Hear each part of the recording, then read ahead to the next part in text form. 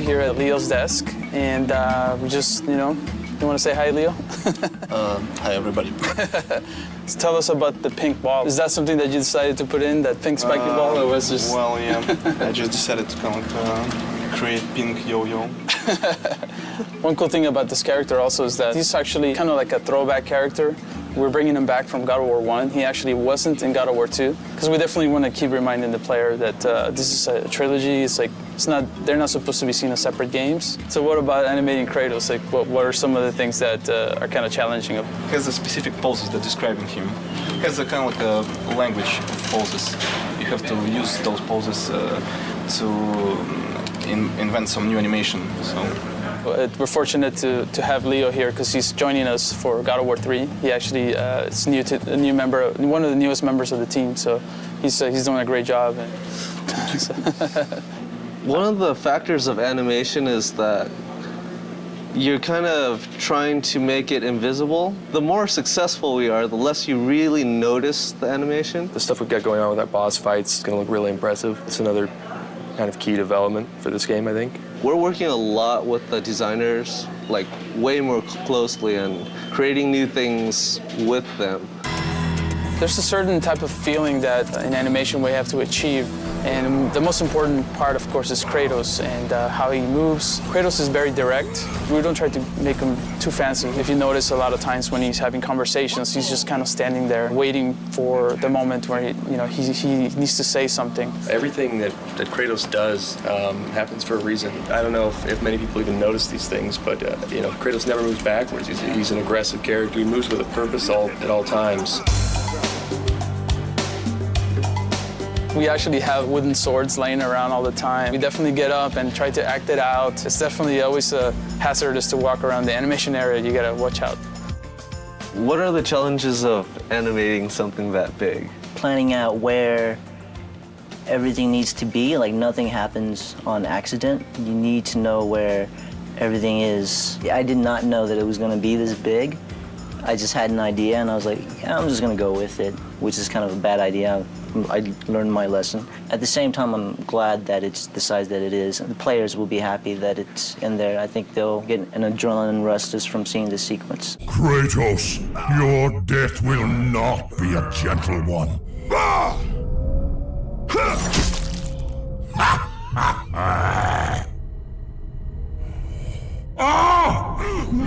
eyes! Camera design is the layout of cameras for the player's point of view in the game. And what we do is we basically control that player's point of view throughout the experience. Cameras start with the design sheet being delivered to us by the level designer. That's the most basic form. We put in all the cameras for the design sheet. Once the cameras are in and it's been play tested and it proves that this is a good concept and we go forward with it, it gets sent off to the art department. That's where they'll take it and they'll spend months sometimes making these areas look really epic, and then they'll get finished with it and then they'll hand it back to us. And a lot of times it's a little bit different, so we'll have to adjust some cameras. So once the art comes back in and someone's spent a year building that level, they can be very touchy if they spent a year styling in this formation and my camera just goes right past it. We try to do our best to show off everyone's hard work. And a lot of times there's a lot of cool things that you want to see in there that you can't see, so we'll go back and try to include those pieces in the shot that you get when you're playing the game. And from there, we play test it. This time externally, we get some people from the outside come in, take a look at what we're doing, making sure that that's great. After we get their feedback, implement their feedback, we're ready to go to the next area. Anything we can do to make the cameras feel cinematic.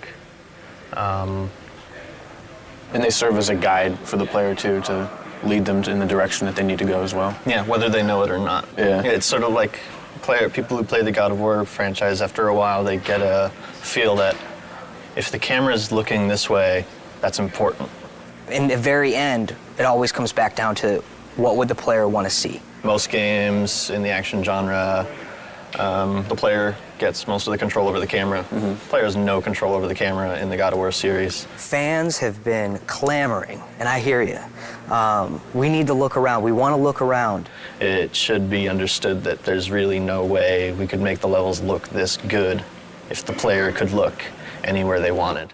What we're trying to do, though, at this time around, is give you key points where you're in the adventure and you can control the camera. So maybe you're in a crazy puzzle room and you need to be able to kind of look around. So in some of these areas, we can give the player control, but in a limited fashion. I hope the fans will appreciate that we're trying to implement their feedback. What new feature do you like the best from the camera system? The rail-driven cameras. I think that's been my favorite new feature as far as the technology that we have with the camera.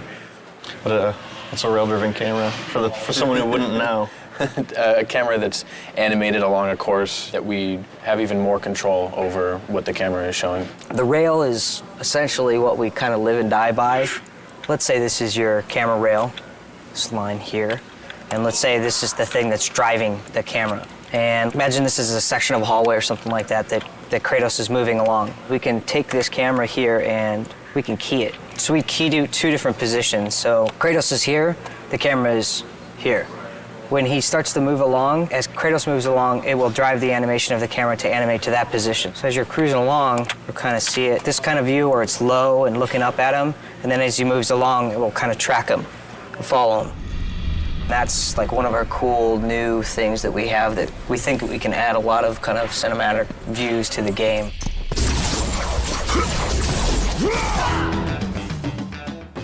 This is a perfect example of combat cameras right here. Here we're in a room, there's nobody to fight yet. And you can see we're taking a lower angle here. And as we come here, we'll trigger the spawning of a bunch of guys, and you can see the camera is going to lift up so we can show more of the action. And the framing, we're going to fit Kratos more towards the middle so you can see what's happening in front of him and see what's happening behind him. Try to give you the best view as possible for all the different combat actions that you're going to be taking. So this is an untextured view of the Olympus base. This is what the artist put together first before he assigned any lighting or textures to it. Well, you can see these green boxes.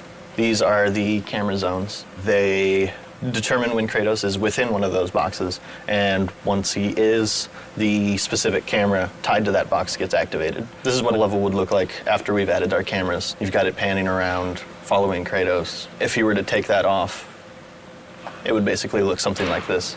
Very basic, not much excitement. You can't really tell where the player's supposed to be going. Adding the cameras is part of what definitely helps the level design flow. Here's a good example of some lead space. We're trying to tell the player this is where you want to go. Jump to this block over here. Once he's done the proper move, we zoom in, get him prepped for this nice shot of him making the leap, and then we transfer to another camera that shows him where you want to jump next, which is from here all the way down to there. So, and then he makes that jump. This would be an example of one of the vista shots we try to do in the game, which is you've got some really amazing piece of scenery in the background that the artists spent a lot of time building. So we want to get that into frame.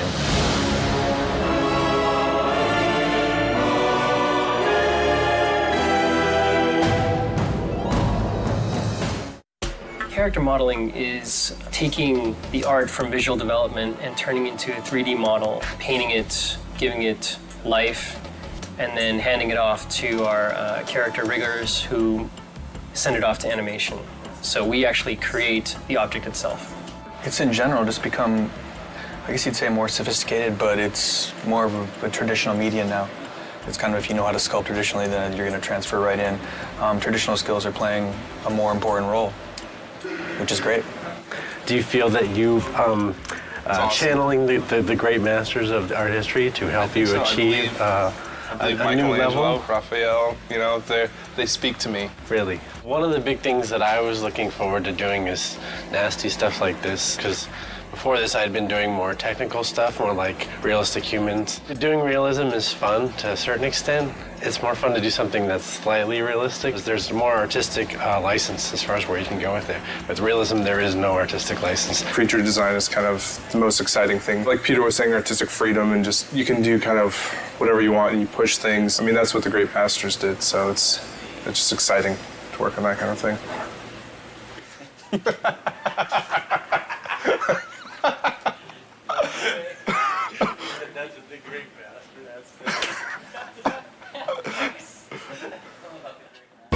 Here's my workstation. I have my Cintiq, which is what we use to paint and model. This is the monitor that we can actually draw on, paint on the screen, sculpt in ZBrush, which is very helpful and amazing. And then on the left of me, I have my standard monitor where I usually keep my reference. We're able to give metal a kind of specularity that we couldn't before. Scratches, blood, a real shine and realism that we couldn't deliver on the last project. We are working with a lot more polygons and a lot more textures on our project this time, per object.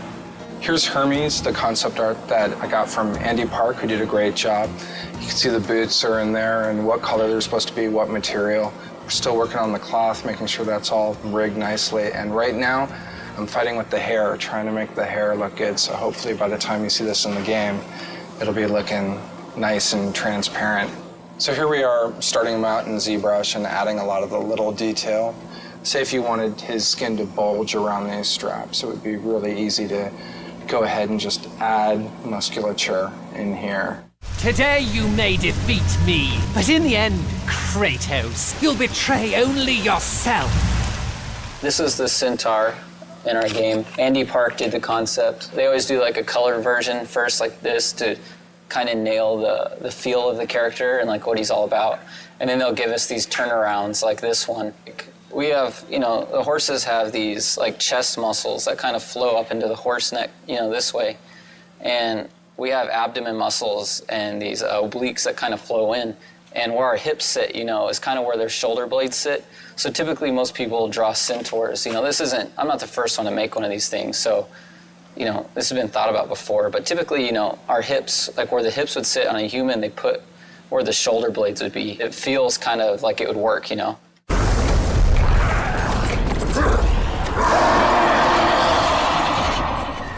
Kratos was created from scratch simply because we weren't sure where we wanted to go in the third game, if we were going to change him at all, or if we were going to maintain the PS2 silhouette and essentially the same exact character. We felt like it might be an opportunity to really make some changes to him, considering the level of fidelity and sophistication and what we could create now on the PS3. We started out way out there. 2.5 years later, we decided that he looks like the PS2 model.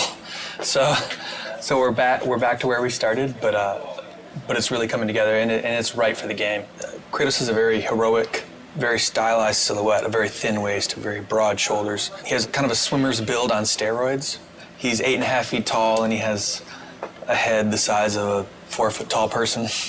His waist is probably thinner than all of our wives. He's a trippy-looking guy, but he reads really well in the game. Basically what I'm working on now is we've got an upper body and a mesh that the art director, as well as the director, really like. So now it's a matter of creating a blend map, which is new technology for Sony Santa Monica, in that we can do expressions. Basically, I'm just creating the rage, sculpting him looking angry, and we'll be able to blend this new facial expression into the current model. So we can go from here to here. The satisfaction comes in seeing him in the game saying, wow, that's him. Only look, you can see his veins and you can see him breathing. And it looks better than the cinematics. That's that's the satisfaction. Your son has returned. I bring the destruction of Olympus! Cadence Crow in the opening cinematic flies down and ends up landing on this hapless victim. And as he's eating the guy, he rips the eyeball out of the socket. So it's especially juicy and nasty. Later today, I'll be working on the vein that the eyeball's attached to. So maybe the crow can wrestle the eye out and really get some good squirming going on in the audience, sort of thing. The way it works is that you lay down your base color. For example, with this guy, you get a good skin tone going. And then from there, you add additional details. Like with this guy, his main details are the cuts that he has and then the dirt that's added. There's some sort of distortion going on here, and that's because it's actually being wrapped in 3D. So you can sort of feel where the chin line is just because of how these are bending.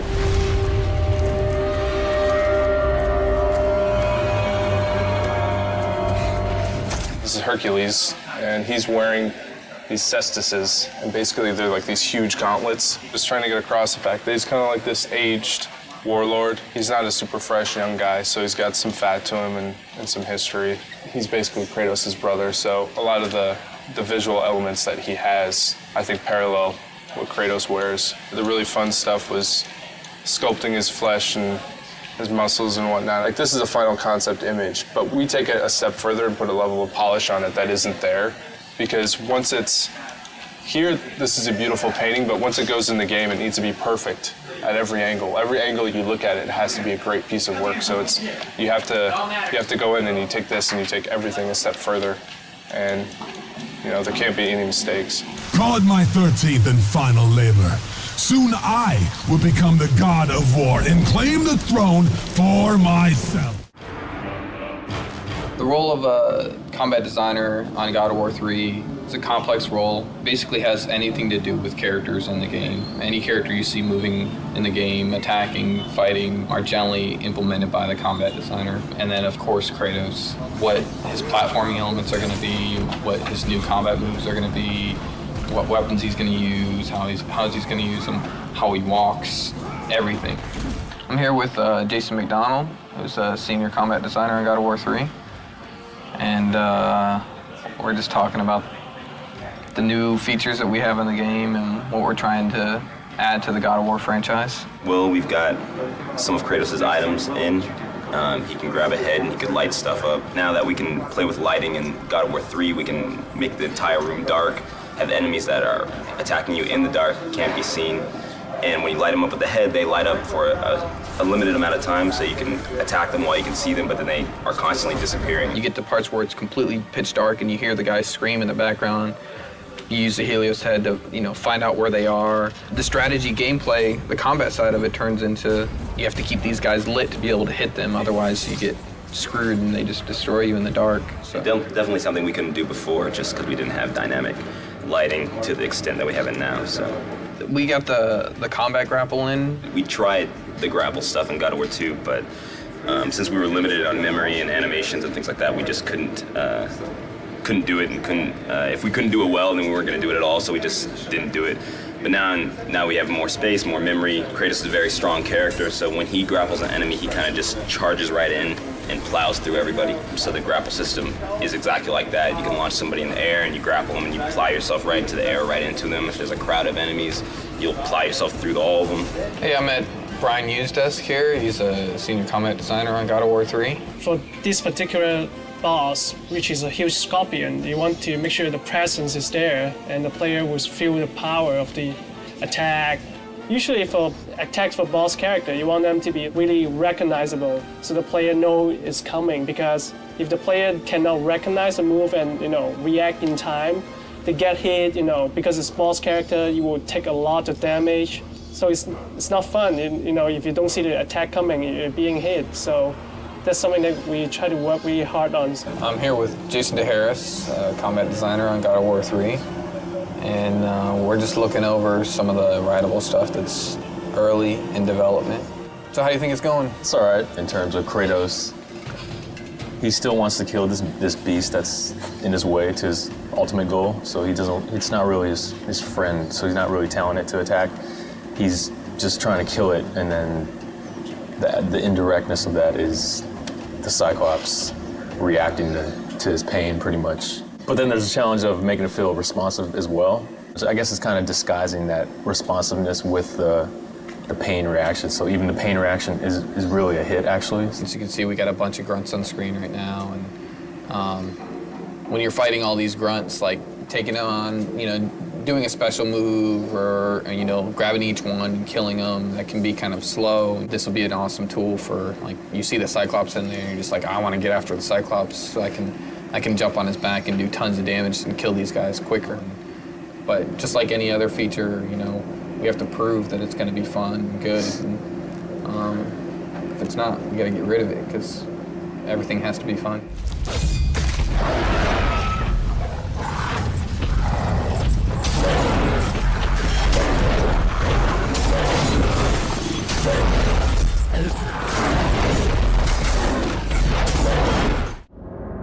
When we're starting to do an environment, we'll receive a concept from our concept artist. And they do this elaborate, crazy drawing that looks really cool. And then from that, design already has their design laid out. It's basically like a sheet. You just a bunch of blocks and boxes that gameplay's already in there, it already works. From there, we go over it and we start building our level with it. We layer on geometry, the hills, mountains, whatever's gonna be in there, and incorporate all that into the sheet so it all plays together nice and make it look pretty. Every corner in the game is pretty much unique. It's handcrafted, and that's the difference. You look at other games, it's an assembly line, it's mass produced. They'll build a crate, and then you'll see that exact crate hundreds of times throughout the game.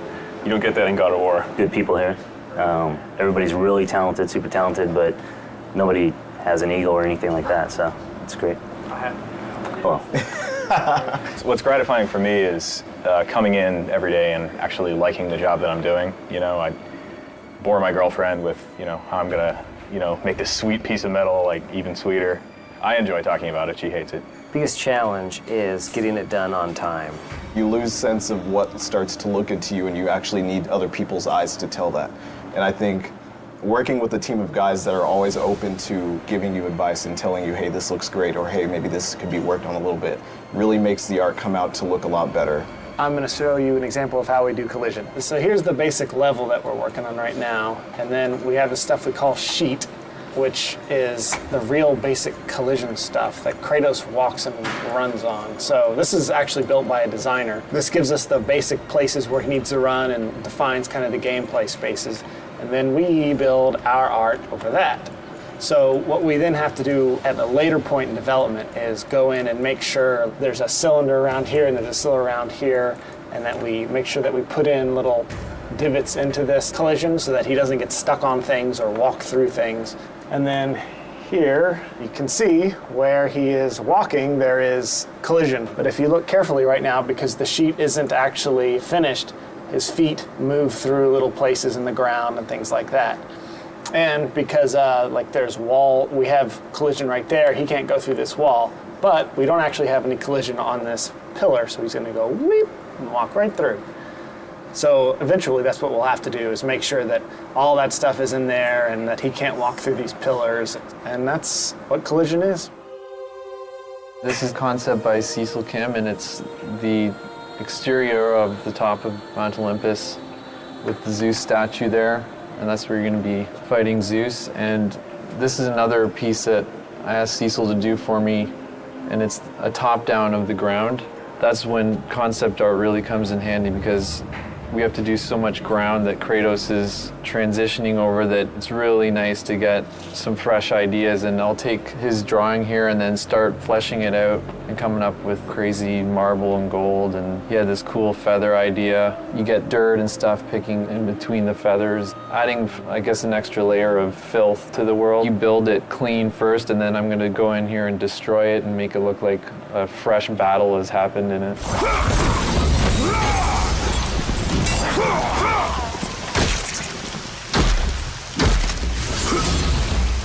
Here's an example of a piece in Tartarus. This is a gate that basically raises up on these chains from the side. This is a pretty detailed piece from what we would normally get from a concept artist. We'll get, you know, big vista shots, and then if it's an important piece, we'll get something like this to sort of detail out what it should look like. So this is what I'll get. My first step after that is to figure out these shapes in 3D. I'll create something like this. This is just a wireframe, you know, just like any video game. You know, nothing too special about it. If we bring this into a high poly modeling program to really add a lot of the detail and like the grit and the texture, this works a lot like real clay. You can see how I can just sort of work over it and obviously not be that sloppy, but that allows me to get all this detailing and stuff in. Once we get it to that point, we end up getting all that high poly detail as a texture. And you can't really see it too well on here, but I brought it up on this screen. You can see how a lot of that high detail gets transferred on there. That's really kind of one of the big cornerstones of all this next-gen stuff.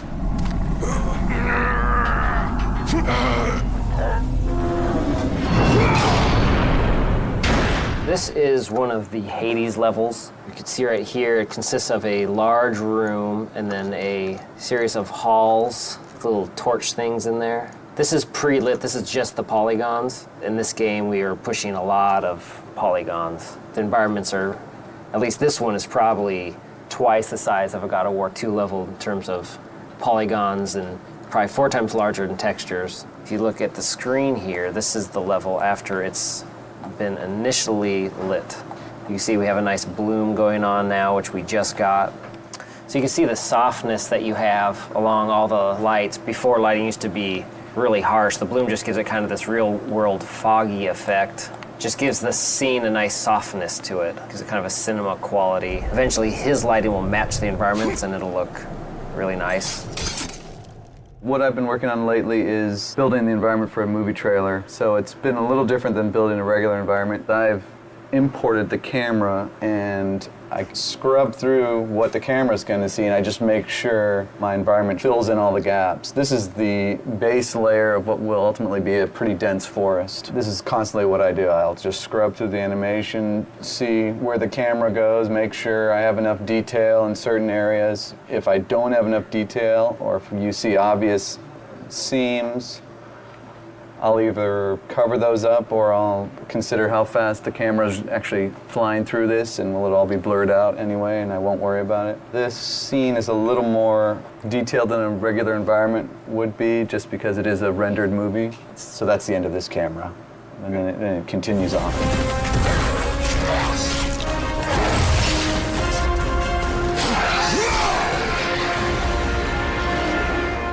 This is the concept that we get, and basically this is an overall of the entire level. It's a big cave, and you have these rock pillars. You got your cave with the waterfalls. You know, it has little details in there, but it gives you the whole picture.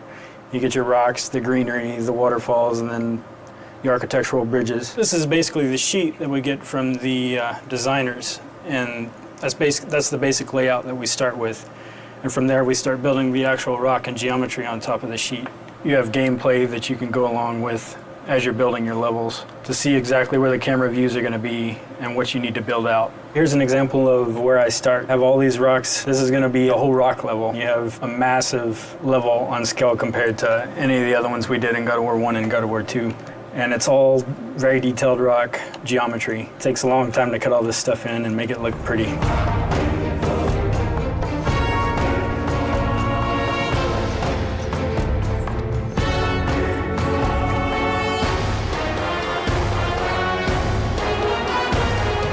Here we have the original concept art that was for the grate that I designed and modeled in 3D. So here in ZBrush, obviously, I added some rope detail. Whether it was a rope or not in the concept, it looked I tried to get as close as possible, so I just assumed it would be a rope. So that's what I did here, and obviously we have some of the nails going inside. This is what it came out to be. We knew we wanted a different color than what we had in the original concept, so you notice the color is a little different. We could actually bring it up to the PS3, and we can take a view of what it would look like at game. So back here is like the original model, and then here is the detailed version of that.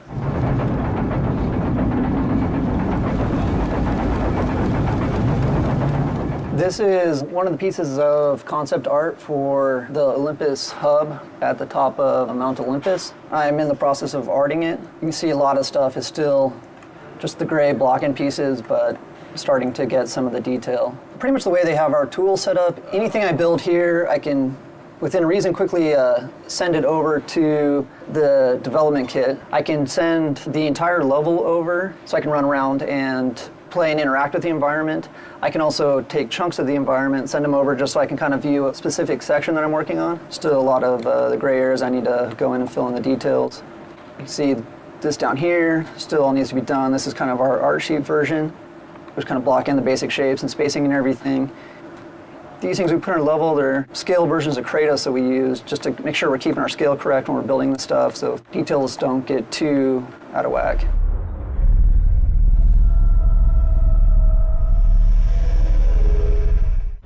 To me, level design basically is creating an interactive narrative within each level that the player can engage in and essentially play through. Level design is taking the story and premise of the game and then translating it into a more tangible form that the player can experience. Basically kind of figuring out how to lay out the gameplay to, always have the carrot dangling in front of the player's head and kind of get them to the next part. What do you think? I think that sounded amazing. The script is pretty well written out, so you get a really good written description of what's going on, like what Kratos is doing, what's happening in the story. You just kind of go from there. I get a lot of flack because I say that we put the fun in the game, and I think that's really what we do in a nutshell. One of the greatest things about game design is that you're able to take an idea that's in your head and make someone go and experience that. We have so many tools in this universe and so many tools as far as what the game is built off of that we can pretty much do what we want. You know, we're limited by our imagination, and I think that's one of the most fantastic things about working on this project. As a designer here at Sony, you can't just be good at one thing. It's really in our hands to do it all and do it well. We often try to integrate the puzzles into the exploration of the level and with the combat. You're going to have a lot of games where all of a sudden you're in your fight mode, and once that's done, then you're in your puzzle mode, and it almost feels like you're playing two different games. One thing we try really hard to do here is to mesh those different kinds of game designs so we get a really more fluid and dynamic gameplay experience. We essentially drive the vision of the level from the player's perspective and serving as the ambassador to them. So we need to protect their interests and make things easily understandable for them as they're playing through the level. Do you agree? It's a constant push-pull as well with the designers and the artists, because the artists may want to put something that's visually more interesting in, but it could also impact the play space in a negative way.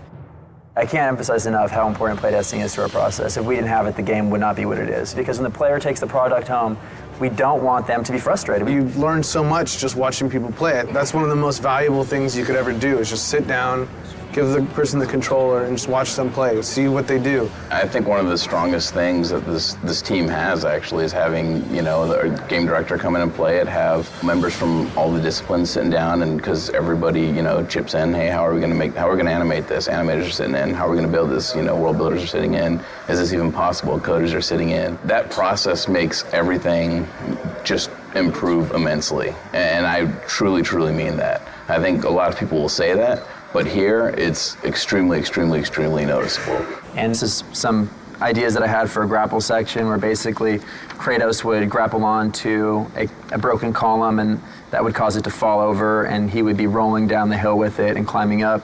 Kratos hits a grapple point, swings around this column, lands on the backside, which has it to tilt over. It starts rolling down a hill, and he has to scurry up it using his climb. He gets on top and then jumps off to land on a platform before the thing rolls off a cliff. So that's kind of just some of the stuff that we think. And when we talk about big moments, this is some of the stuff that we deal with. I have no set process. I'll go from paper to computer to design sheet and then back to paper. It's really kind of organic. I love this idea. There was another version where we had a Titan actually holding onto it and like eating as it's rolling down, like trying to bite you like it's a piece of corn. That unfortunately didn't make it into the game, but one of the things is just because I love an idea doesn't necessarily make it the best fit for the game, and being willing to understand that and walk away from certain things that don't necessarily fit, you know, that's part of the job. This is my grandpa's old man puzzle. It's one of these kind of puzzles you got to figure out how to kind of put it together, but this kind of gave me some inspiration for the labyrinth. So the labyrinth is like this level where there's all these different cubes, and they're kind of like strung up throughout the cave entrance. And they're all like on these pulleys and ropes. And then as you go around the level, you kind of start slowly forming your own puzzle that you're going to then go into.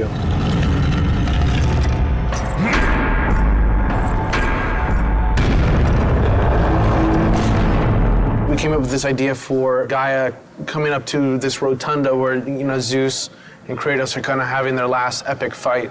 And the player's thinking, you know, it's, you know, mano a mano, they're just gonna be battling, and then Gaia kind of comes into the picture and then ends up actually like physically ripping the whole building up and then like looking at it, and then you guys start fighting inside of it. She comes up and then like rips it off, and then she, you know, comes up and crushes it and takes it apart. At the end, you guys are like fighting inside of her and you end up killing her, and then she kind of blows up and crumbles all over Mount Olympus. For me, it's always like so amazing to be able to imagine this whole kind of crazy scenario, this whole world in your head, and then you're actually able to make it.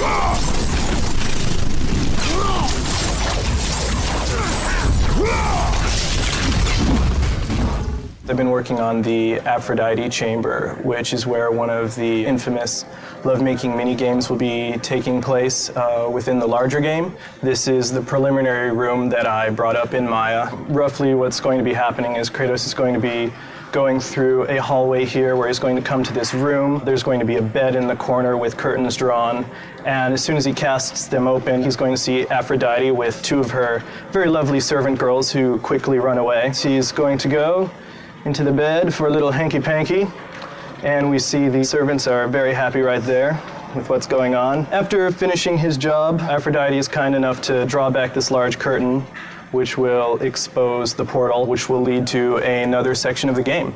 So that's generally an idea of how we mock up an event relatively quickly so that we can assess how the gameplay will be, and then we can forward that off to art so that they can make it pretty. And this is some of the things that concept art has done. This is the bed right here that you saw. It looks a little more fancy than the blocks that I've been using. Once that's done, I will implement them into the game and everything will mesh together perfectly.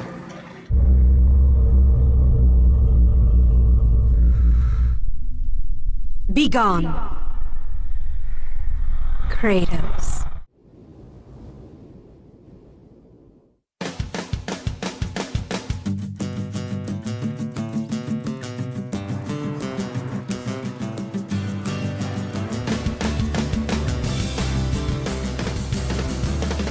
We're in San Diego this week capturing mocap for cinematics. Stig, Mehdi, and I came down here about 4 months ago just to tour the facilities. It's really impressive down here, actually. It's a big stage. They do full body mocap. They can do hands and faces down here, and they have a ton of crazy toys. It's amazing that we have this facility that Sony owns that is basically at our disposal, and the teams here are really great. We're suiting up. Getting her suited up for the day, yeah. Velcro custom suit we get made specifically for motion capture. We have some colored panels on there just to accentuate the actors when they're out there, just to make sure that we can see exactly what's going on instead of having an all-black suit with the all-black floor. And this is the Gumby suit. Ready to mocap. Mocap is basically markers in space that are seen by cameras. They're calibrated to be able to be triangulated into a certain point in space. It really serves as kind of a basis for us to layer animation on top of. Got a little coffee. My shades on. This is how we do LA mocap. Body twist, ankle and knee. This is called the ROM, or the range of motion, where we show all of our flexibility and bendability of our body so that the computer can track our markers. Gaia and Titans are going to be climbing up Mount Olympus, so this is our Mount Olympus right there. Don't try this at home, kids. As much as I've directed before was with my little sister and my little brother when we were kids and our parents had the video camera. But it's fun. I think if you know what to do and you can communicate with people honestly and you know what you want, they love it. And people are having fun if you are. Ariel, we're going to do the following now? We're not necessarily as concerned with perfection in really subtle movements because we know that that subtle animation is going to be done by the animators in-house. As long as we can see the character there, then we're getting what we want. This is the real-time feed of the actual character of the motion capture being done. So you're actually seeing like a stick figure, but it's actually a skeletal figure of Richard, the actor, being out there. We don't see your feet in that shot, so it doesn't really matter where they are. And break your symmetry if you can, so both arms aren't exactly the same. Rolling.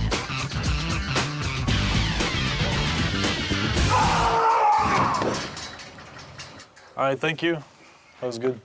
Yeah, what you're actually seeing here is the mocap actor actually driving the Gaia character in real time. So, Hair down. It's definitely amazing technology. Take two, ready. Rolling. All right, good, thank you.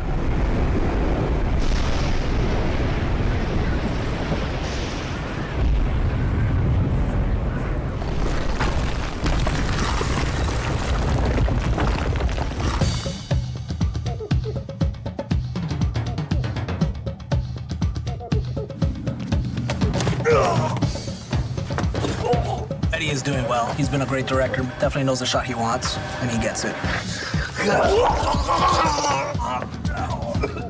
We sit at a desk all day, and I also like to move around. I think as a director, you should be able, to a certain degree, to do what your actors are doing. So you know what you're asking of them.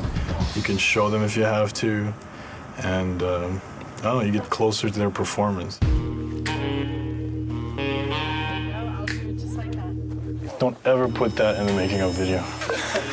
This is actually a first for me to do motion capture on a bed with pillows. We are working on the sex minigame. The sex minigame with Aphrodite. So we'll have two of the girls today just doing both the parts of the servant girls and Aphrodite, which we have blocked out. So should be an interesting afternoon.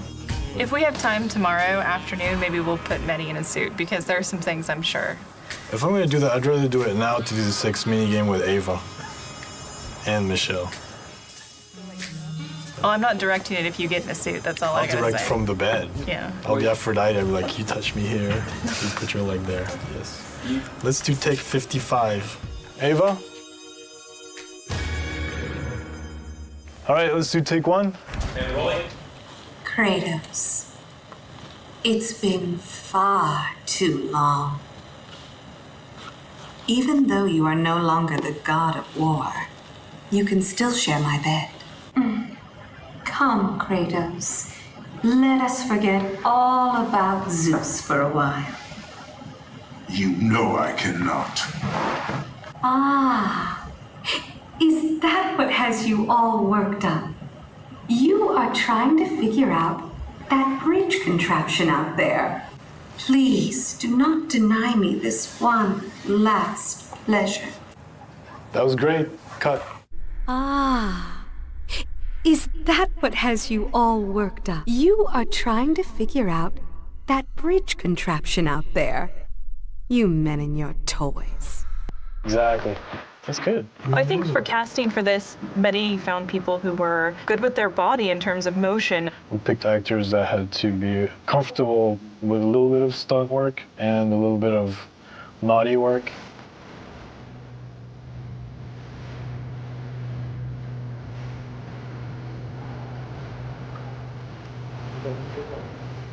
I think everything went really smoothly. And we were lucky because all the actors turned out to be great people and they got along really well, so there's a really good atmosphere. We went out to dinner last night and had a great time, like just talking and talking about mocap and cinematics and video games, and it's just really nice to be somewhere where people appreciate all the work that goes into it.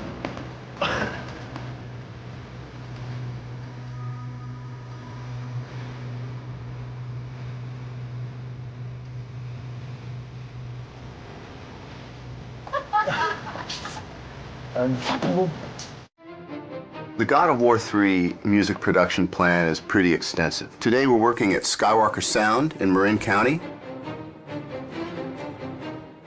We're working with the San Francisco-based musicians from the San Francisco Symphony, the San Francisco Opera, who are phenomenal. We're really fortunate to be working with legendary engineer Leslie Ann Jones. Tim Davies has orchestrated everything, and he's conducting from the podium. That's pretty sweet. He really knows the music, and he really puts his all into interpreting what the composers are after. Really pointed. Give me that nice pop on the end of each group. Here it is.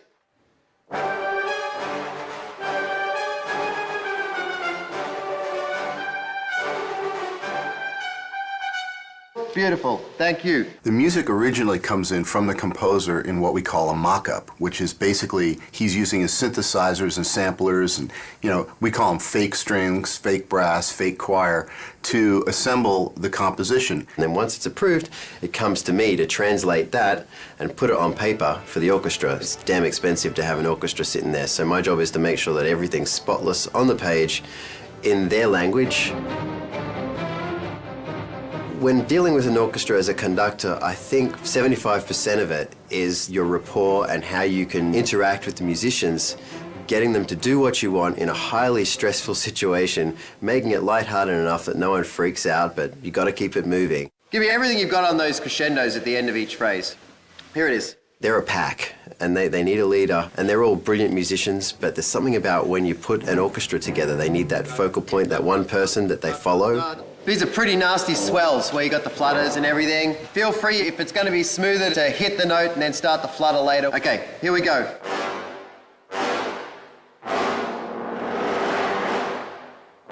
They can smell when you walk into the room if you can do it and if they're going to go with you. I've been lucky that, they like me, and I've been here a lot to the ranch to conduct.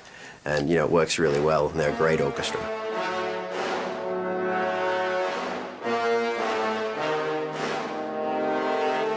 Originally on God of War 1, we had several composers, many of whom have remained with us through the God of War series. And the reason for this is not because one composer wouldn't necessarily be able to compose the whole score. It's because the variety that their different styles bring to the table is actually a tremendous advantage. Why are there 5 composers on this collection? Well, that's a question for somebody else who did the hiring, because I'm sure that any one of us would be quite happy to bump the other ones off and do it all by ourselves. And a different alternate to that answer is the reason being is because each one of us actually have a very strong voice in how we write and approach music. But generally speaking, we don't clash in styles, and therefore what ends up happening is a happy salad of the different styles that we all bring to the game, but essentially we actually work very well together as a team. Sitting with Stig and sitting with the whole Sony crew who have they have this thing in their minds called God of War. It's an entire world. It goes beyond just characters. It's a whole, they know how they want everybody, they want the players to feel. I think what ties my music and your music and everybody else's music in is the fact that the great people at Sony, from Stig and down, is they know when it's wrong and they know when it's right. And even though we haven't heard each other's music, it ties together amazingly just because it's run through this filter, and the filter is God of War. Right. One of the great things about scoring for video games as opposed to film is that there's a tremendous amount of freedom. I'm not constrained whatsoever by any convention at all, because I think a video game is not a film. And since we're not restrained by anything that's happening at any particular point in time, it's quite a free world to actually envision what you want to write and see it through to the end. The music actually is not only on a par with film, but in some ways surpasses most films. There's almost a requirement, certainly an expectation, that there be experimentation and innovation in video games, that the music is somehow striving to do something new and something really fresh and powerful, which isn't always the case in film. When it comes to raw power, I mean, this actually goes to another level than most films. Oh, yeah. Yeah, we have to write music that must exist and take care of the atmosphere that you're in and add to the intensity of the battles that you're in. It's kind of carte blanche. We get to write these amazing sounding scores and have it backed by 40-plus piece string section, 20-plus piece brass sections. The sky's the limit. We use a oversized brass section, so it's double the size of a normal standard orchestral brass section, just to give us this massive power and this huge low end. Guys that play low instruments, all they want to do is play low, and so we give them that opportunity.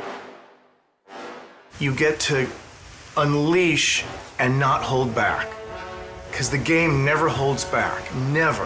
I talked to the orchestra and I said, if you have any moment that you have all of a sudden a feeling of lyrical beauty coming your way, ignore that completely and just go for the brutal, brutish, aggressive mentality of this score, and you'll never go wrong. That's hugely fun. Yeah. And it's so much more fun to write bad music than to write, good music. This is one of those games that actually lets you go all the way to the end of how big could it be, how nasty could it be. And it's great to do that. Of course, at the end of it, you just want to do a romantic comedy with some clarinets and...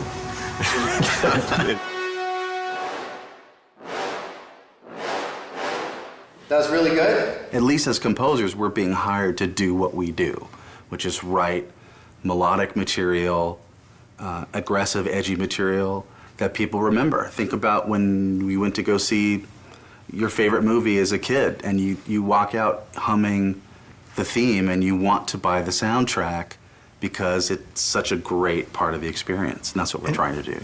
Is to get people to buy the soundtrack to God of War 3. Yeah, I forgot. Good point. We did just go down to the studio, and we saw where the game's at, and the game, as you probably have just played through to unlock this video, is amazing.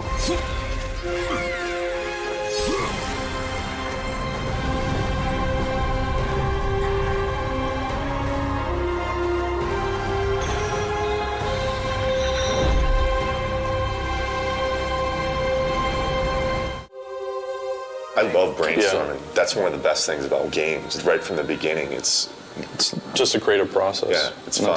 What happened to the original concept art for Poseidon? No, the concept art for a Titan, a water Titan. Can we bring it up on here? Yeah, that's fucking sweet. That's really fucking cool. He's even got the tentacles. Whatever we come up with, it's like, hey, that would be cool. We could, and we just make it form out of water, whatever it might be. A lot of talented people were sitting in that room figuring out, oh, this would be cool, this would be neat, throwing out all these ideas out, doing our best to trying to live up to the God of War 1 and 2 standards, which are insane. Really high. It's like it has to be like almost like in a shape that's like scary.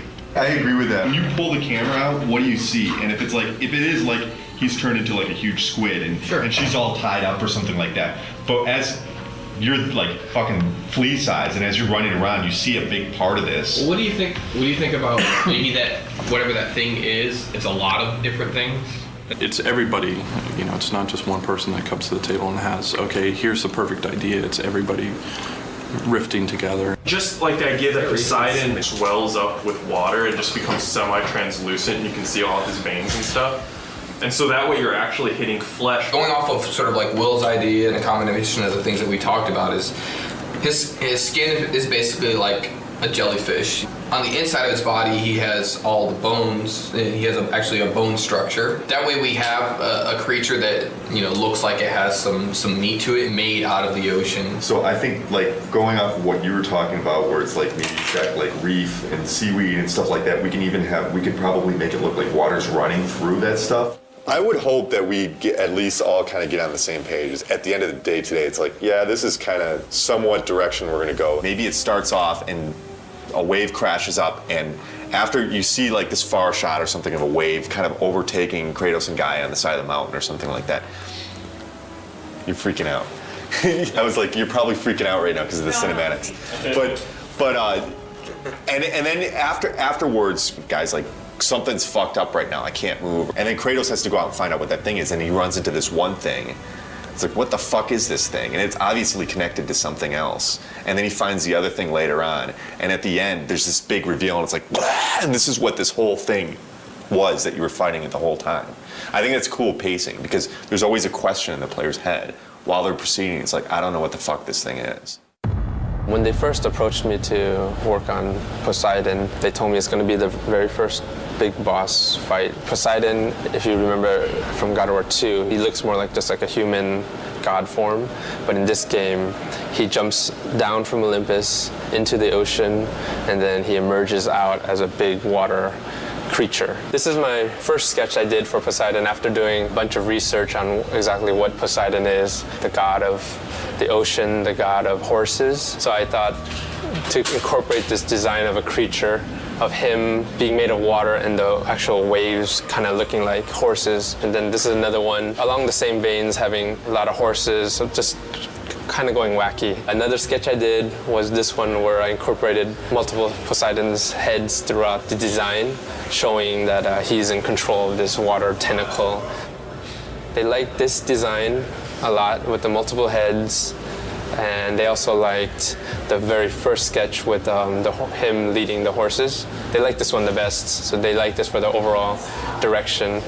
They saw this, they liked the feel of this, but they didn't like the direction of the octopus limbs because of previous bosses that we've had, like the Kraken. So this is just one of the limbs of the Poseidon creature, one of the arms. This one I incorporated the multiple faces, and then a lot of the crab legs. And then this is another one I did, and this one I wanted to kind of bring back, because he's a god of horses, to kind of capture some of that feel. So eventually they decided that instead of having two different arms, you're gonna just be fighting one arm. And they also like the idea of the horse. This is the final, the very end, you're gonna be opening up his chest and revealing like this membrane, jellyfish kind of membrane, where you stab and eventually kill one of his limbs.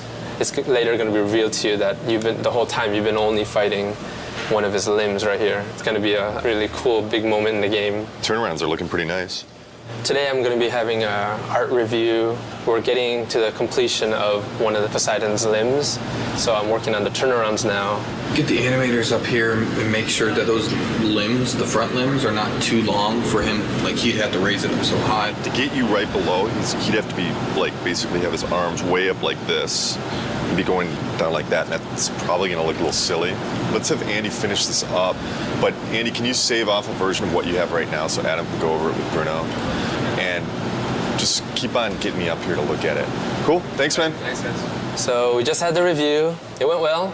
They liked the direction, and I think a lot of it because before this is the view they've always seen, but they've never seen the front view. So for them to be able to see the front view and to see how the shape, the silhouette actually makes a trident shape, they really like that idea. I just have to finish this up. I'll probably finish it up today, and it'll be given to the modelers from there.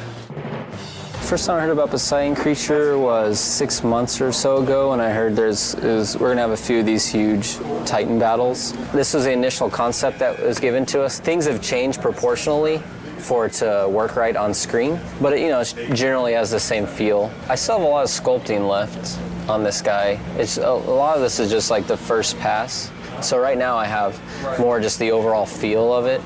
Here's Kratos. He's pretty small compared to this guy. So I brought him in here just so I could have an idea of how big he's gonna be. So when it comes to details, how high res this character has to be. So you can see him, he's tiny. I just want you guys to go over and check it out before I start making all the rocks for his face, So yeah, I think it's good. Can we make sure that we're getting like some of this smaller detail like spread out over him as well? Okay. Can I see the scales on the back? Oh yeah. It's really fucking cool. Poseidon looks to be challenging for every department because it's so complicated. When I first saw the concept, really, I kind of looked at it and was like, what the hell are you guys doing? But that's pretty much what I say every time I see one of these crazy concepts anyway. You just go to your desk and beat your head against the table and figure out how the hell you're going to pull it off. Poseidon definitely falls into that class of one of those kind of surprises that I know is coming down the pipe. A lot of water, and that's kind of one of my worries because making good water is hard. We have to start off God of War 3 with a bang, and that's Poseidon. And Poseidon's going to be a water creature, so we have to make water look good on that character. I started doing some research on how we can make a character feel as if he's basically a waterfall, if there's water running down him. And I spent a couple hours, and I've put together the model that's behind me on the screen here. We basically want to try to prove the technology that we can make a model look like it has water running down it. So we don't have the Poseidon model built yet, but we have Zeus. Poseidon is Zeus's brother. They'll probably have similar type proportions. So he was a good test. And this is a shader that I put together. It's pretty crazy with all these different connections. There's several different neural maps that are scrolling on top of each other. This probably took me 3 hours to set up the shader on top of an existing model. So where I want to take this now is I'm going to give it to the effects department, and I want to see like chunkier spraying water kind of coming down off of him. And then basically any area where water hits the surface, we just want to get little particle spray coming off to, just give this thing more of a volume, more water volume. When I started on it, we had already established what Poseidon was going to look like, what the creatures that you're going to be fighting was going to look like, what Gaia was going to look like. We had the Gaia model. The Poseidon creature model was still in the process of being built. One of the quick things that's very surprising to the player, I guess, will be that right there is how big Kratos is. And that's Gaia. And this will be the initial fight combat tutorial. At that point, Gaia will change her animation and she'll start climbing on the mountain differently to allow the player to be able to walk down her arm. And the Poseidon intro will happen. The player will continue along after that. She'll be in a different pose. He'll walk over here, he'll do just a little jump, come down here, fight some more enemies, and then he'll walk up to here. And this is where the Poseidon horse creature encounter happens. So this is the first thing the player will see when he loads up the game. We're trying to frame her hand and show that she's climbing up Mount Olympus, which is just roughed out right here. And then we also want to find a way of getting her head in the shot and having her head bob around and sway. After the player works his way down Gaia, this will be the first big encounter that he experiences. The Poseidon creature will burst out, knock Gaia's hand back. He'll have to fight it. We're concerned with the player experiencing this new creature that he has no clue as to what it is. And the first thing he's doing is fighting it in a way that he doesn't feel comfortable. This is the first Poseidon creature encounter, and this right here is the first CS move kill for it, where he snaps its jaw. And at this point, the creature pulls away through Gaia's arm. Kratos attaches to him, and then as the creature's falling, he jumps off. He'll transition onto Mount Olympus.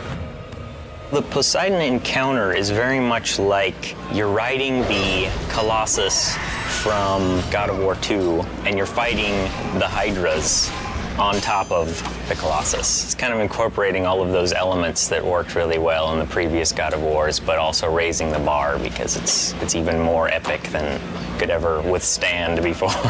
This is what I was delivered, the thing you encounter within 5 minutes of starting the game. This is essentially a rough version of the model. It's a pretty good start. It's got all the features like this stretchy tail, which is pretty cool. Even has stretchy neck, which lets me do some crazy stuff with it. Since this creature is supposed to be made essentially out of water, he needs to be fluid and flexible. Then he's got this trident section back here. He uses that to maybe discharge lightning at the player or, you know, do something very Poseidon-esque. This is the scene with Gaia and the tentacle creature and Kratos. And you may ask, where is Kratos? Well, he's in here somewhere. He's this little tiny dude right here. There's Kratos. I see him. So you can imagine trying to get the camera in here in the right place is kind of a challenging task. Plus, the floor is Gaia, and Gaia's moving around, so adds a lot of complexity just to the elements of trying to get everybody lined up. You encounter this beast multiple times, so you fight him first and you wound him and he retracts away and escapes, and then you come back and then he's on another point in Gaia. And then finally you realize that wasn't even the monster, that was just a small piece of the monster. And you get up to Gaia's head, and that's where you encounter the full force of Poseidon. This is the actual Poseidon creature. This is Gaia's head here you're standing on. This thing has 10 arms and legs, kind of, and then it's got 3 prongs on its back. It's also got well over 20 controls just in its spine. There's a lot of stuff going on. He's busy. But that was my first initial impression, was there's a lot going on with Poseidon. The more I think about him, the more epic and grand, why not? I mean, that's kind of like a God of War boss will be, especially when you're dealing with pieces of him as you go through, and then when you come to the very end, being able to see the full glory of him and just realizing, wow, that's just a little piece of him here, and that's just a little piece of him here, and getting to the end and going, wow, he's huge. And that should be pretty epic, being little Kratos on Gaia, a Titan, versus Poseidon, a god, and they're both huge, and you're just this little guy in the middle of it that's really going to change or determine who's going to win that outcome. Michael and I have been working on the Poseidon boss battle for a couple months now, and we've been working through the progression for the whole fight, working with Justin as well on the level design side. We're trying to get the whole layout so we have a bare bones skeleton of how things progress. It goes back and forth to have an interesting pace to the beginning of the game. We're in the first encounter of the Poseidon boss fight. We've already seen the creature come out. Poseidon boss battle is definitely something we haven't done before. There is concern, but I wouldn't be happy if we weren't concerned. There's no challenge there. What we want to do is make something that really surprises people and really gets people excited about the game. This is the initial CS move, the first CS move you do in God of War 3. Kratos is going to wrap his chains around the bottom jaw of the Poseidon creature and then eventually rip the jaw off completely. It's better than over here, which was the initial placement. Boot Valley. When you're a little short, but when you're down here, it's kind of distracting. Initially, we had Encounter 2. The creature was coming directly out of the center of Gaia, and you see 2 gigantic mountains and the creature right in the middle of Boop Valley. Everybody giggles when they saw that. So that wasn't what we were going for. Not at this portion of the game. We're not looking for laughs. We have the creature now coming out of Gaia's neck, and Michael came up with the idea of one of the trident pieces on the back of the creature is actually piercing through her jaw and coming out of her mouth. So she really looks like she's in peril and she's getting destroyed by this creature.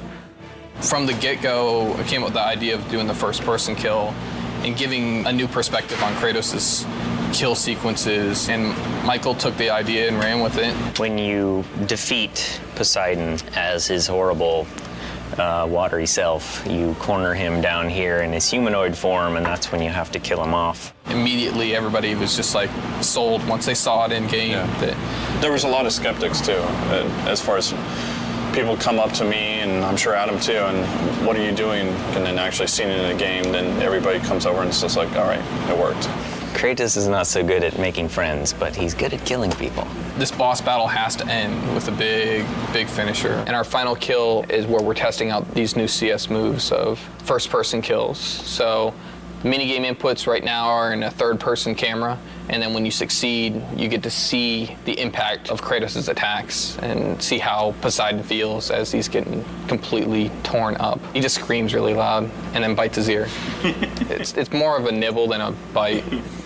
So last time we checked him out, it was just the grayscale high-res ZBrush version, and I believe the low poly version as well. So since then, we've messed with water technology stuff, trying to make it look more like water's flowing through him. Help from like our art director, Ken, and other people trying to make the water look good. Generally though, water's pretty hard to do. It's just a combination of normal maps that scroll, like we take UVs and have them scroll, as well as parallax maps, which add the distortion, which makes it feel like it's a little deeper. After we do all the fights, get it designed, and seeing what you really see and what you really don't, and then we might have to adjust stuff from there, you know?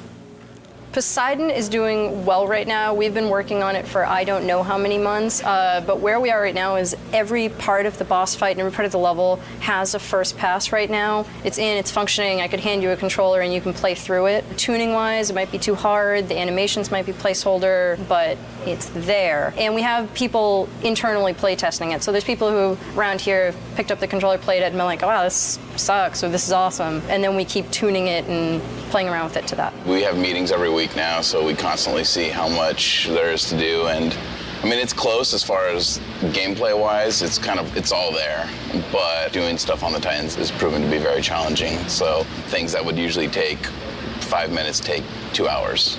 All things considered, all the crazy shit we're doing in there, we've had to make hardly any, if any, concessions, which is pretty amazing because the scope of this thing is just huge. This is when we finally get the reveal of Poseidon in his big, giant, epic form. So you find out that these creatures you're fighting are just part of this one, basically the ocean pulled up to Mount Olympus. Oh, Poseidon's broken. There you go. That's how you know it's in development. In development. And the water's supposed to be moving here and all that. He's got no arms. He's got no arms. You know, we have to polish this. We have to make this robust and bug-free, which that's the really scary part. But it's getting there.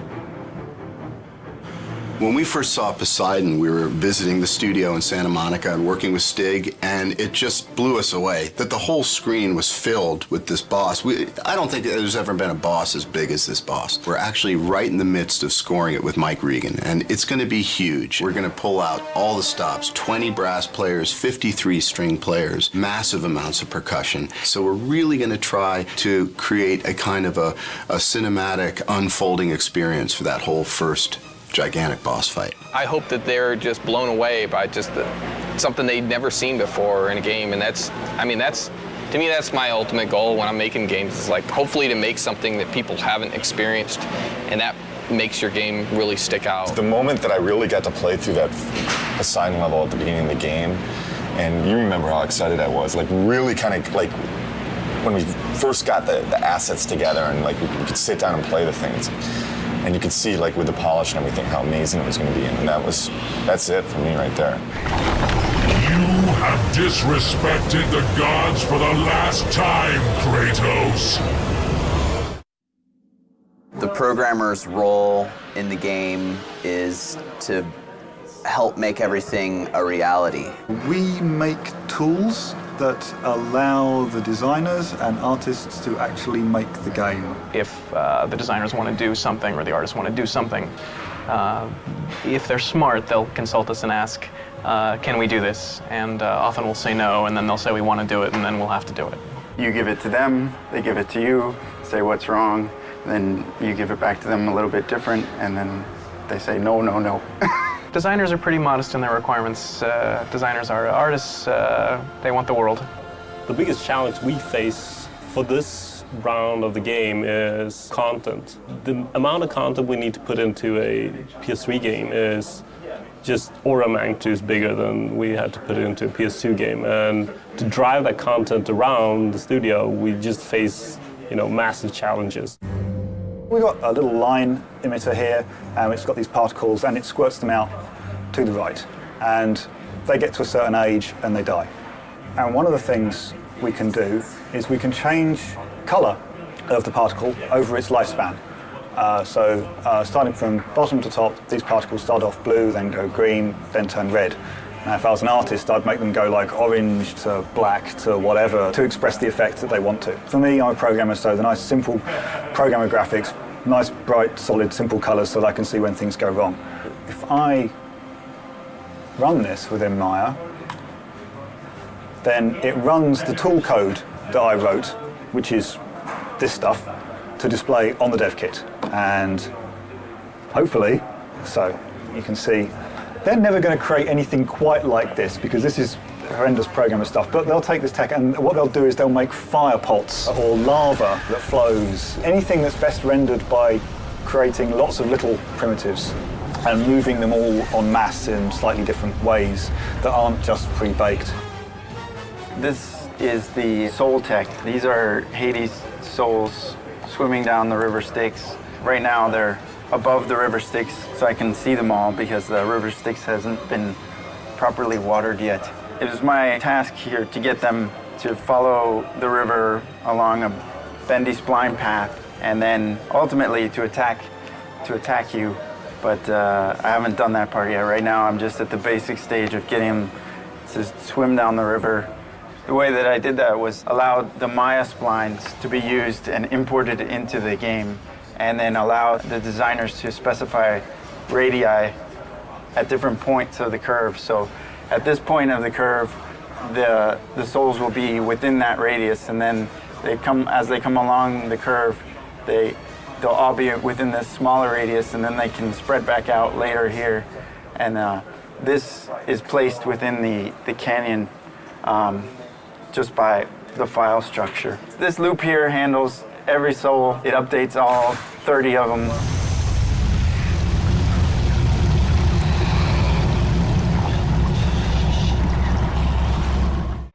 QA stands for quality assurance, and what we do is we play through the game all day and find out the bugs that are going in the game and report them to all the different various production leads and creative leads around the office and make sure that everything gets fixed and there's not any big issues with the game when it ships.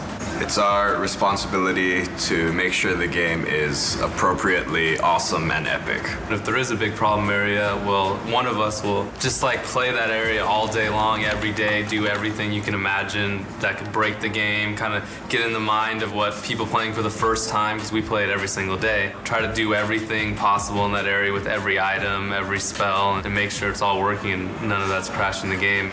So this is the kind of stuff we test on before art even gets in. As you see, it's just kind of like some sheets, some blocks. You don't really see a lot. It's a pretty basic level. So you might see a level go from something like this, when it actually gets its art in, it looks a lot different. The spikes look a lot better, the walls have much more designs, you have the wood in the background, and it goes from designer sheet to something more pretty like this. And this tells you what level we're currently in. The red one is the one you're in, the blue one is the one that you're going to, the one that's loading in, and the white one is the one that you came from. It's very easy when you're writing up a bug to tell them which area it's happening in. These say any AI that are loaded in, so if any of those are loading in and out, we can tell which one's causing problems or causing the game to crash. Over here you have your coordinates, which is just where you are on XYZ axis. It's useful for the artists because they can just type it in, and if we say there's no collision, there's a tree that Kratos is walking through. They don't really play the game very much, the artists, because they're constantly doing art. Down here it's basically just frame rate, which is useful when we got one into the E3 demo. We use that a lot, and going to the final build, we'll be going through and documenting the frame rate everywhere and making sure everything is up to the right level of frame rate. We can see what areas are causing the frame rate to dip that we need to have code or anybody else go through and see if they can optimize that area. So I've just submitted the bug, and now I'm gonna try to see if I can take a video of it actually happening to reproduce it. The bug is that sometimes Kratos just won't grab onto the ledge when he does the jump. And the bugs are assigned to different priorities, and certain ones we refer to as progression stoppers, which means that if a player were to run into this bug playing through the game, they would be unable to continue. And we categorize that as an A bug. It's the absolute highest priority. So I have to make very sure that the designer gets this particular bug so that they're able to fix it, because it's very, very serious. We could get as many as 100 to 200 bugs per day during certain phases of production. This is the opening level. This is when Gaia is climbing up Mount Olympus and you're on the back of Gaia. Art was just added to this level, so you would try to run along different areas, make sure Kratos can't pass through the world, like right here. So in this case, I would go in and give the artist the coordinates to this certain location where Kratos is inside the rock, and that artist would make a collision pass, fixing that collision so I couldn't fall through it. I'm loading the test level to test the Wraith. It's basically this enemy that burrows underground. And the only way you can actually attack him is to use the L1 and circle move, which is your grapple. When he's under the ground, I'm supposed to be able to grab him out and slam him on the concrete. But that's not working right now, so that's when I would open up my Test Track Pro and write up a bug report. It's our job to play the game over and over and over again. So after you play a certain section a certain amount of times, it gets a little repetitive, but that just comes along with the duties of being in QA. It certainly takes some of the romance out of it, but it's a real pleasure being able to see the game evolve day by day, step by step, asset by asset as they are implemented. It's very exciting. We're not quite artists, close, but not quite. You know, some of us have artistic skills, but we're not quite programmers either, although we do write code, right? Once again, not so much this guy. And tech art helps make the stuff, and we help people use the stuff. Because without us, nothing would get done. There's a huge gap between the engineering guys or the coders and just regular artists. So we kind of bridge that gap. Artists don't understand binary. When a programmer comes over and he's like 00101, just goes one ear in one ear and out the other, right? Yeah, they think it's a phone number or something.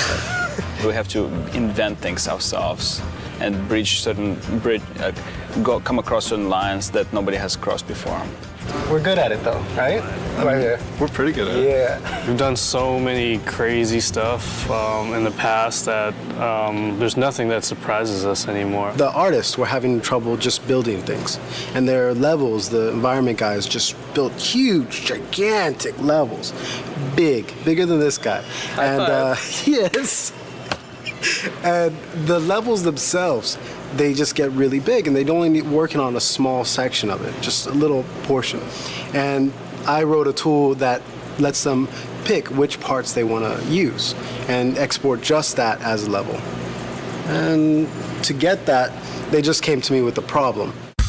They wanted to exaggerate Kratos and the torture that he does to his enemies. So we came up with a system called the zipper tech, where basically the animator would use controls to open up wherever the cut is on the character.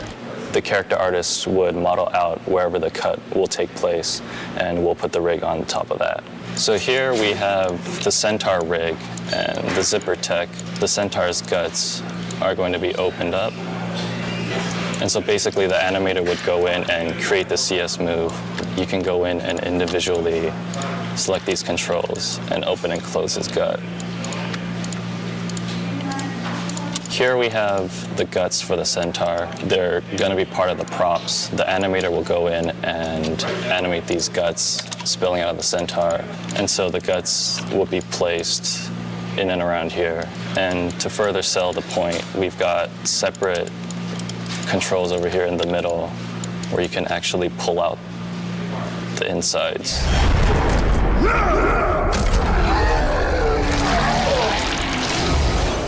From God of War 2 to God of War 3, we've used dynamic simulation more and more to do more secondary animations on the characters, whereas before on the previous games, the hair would be stiff or the cloth would be stiff. They would be kind of modeled into the creatures. Now we're actually adding motion to those pieces, so you will see hair kind of moving, you'll see cloth kind of moving. Towards the end of the previous game, I, in collaboration with Jason Minters, had created this dynamic system that uses the Maya hair system to drive a series of joints. So as you can see, each of the snakes on her head are independently moving. The animator did not have to individually pose all of these animations, but they have control over the physics so that they can get it to get into a pose that they want, but still when the character moves around, You'll see how the snakes will flow backwards when she goes forwards. It responds to movement, so it improves a lot of the workflow for the animators. It's pretty rewarding to see as characters go from our department through the rest of the pipeline and then come back and actually see it in the game.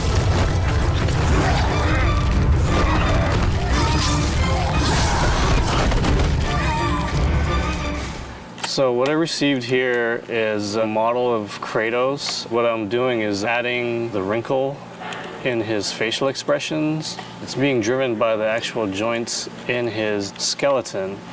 So as you can see, as I lower the joints, his wrinkles go away, and just like a real human, as the joints move up, the wrinkles start to show up on his face. That's some of the new technology that we're putting into the characters and Kratos. Here I have another example. If I lower his shoulder, you can see veins start popping out and striations start popping out on his shoulder. So not only are we putting this technology into his face, but it's also going to be in his body. In the beginning, Yuri kind of got a little freaked out when he got the project because, you know, it was one of those things where it was like, okay, you need to work on this thing, this crazy tail rig that will do everything that we need to get done in this game. There's 4 of us on the team, and we all kind of took a stab at it. And, you know, it was kind of an iterative thing, but Yuri definitely solved the problem. What we see here is the battle between Kratos and Medusa's trying to constrict Kratos. The idea the rig can do dependent and independent motions. It can rotate one section at a time. I can move one control at a time. So now, for example, here, I'm affecting this part of the rig, and I'm also affecting controls that are right next to it. Things are stretching, and things stay in place or not. I think the key to it is that it's, for an animator, it's very easy to use. We can use it on many types of different creatures, tails, ropes, hair. In the God of War 2, there was a creature Kraken, and that thing had huge tentacles. And Matty, he was lead animator and game lead animator back then. He animated it, and he complained a lot. And after he saw this rig, and after he saw what guys were doing with Medusa, every time I walk by him, he just thanks me for making this thing.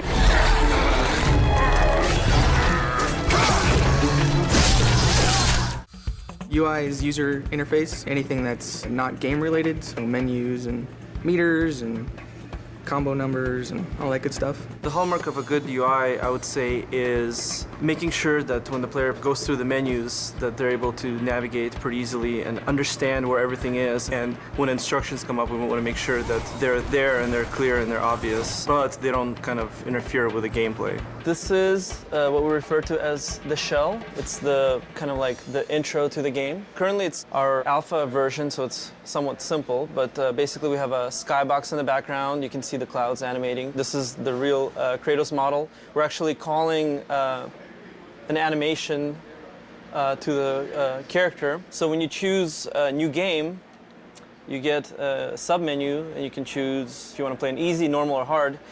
Very hard is locked out in the beginning.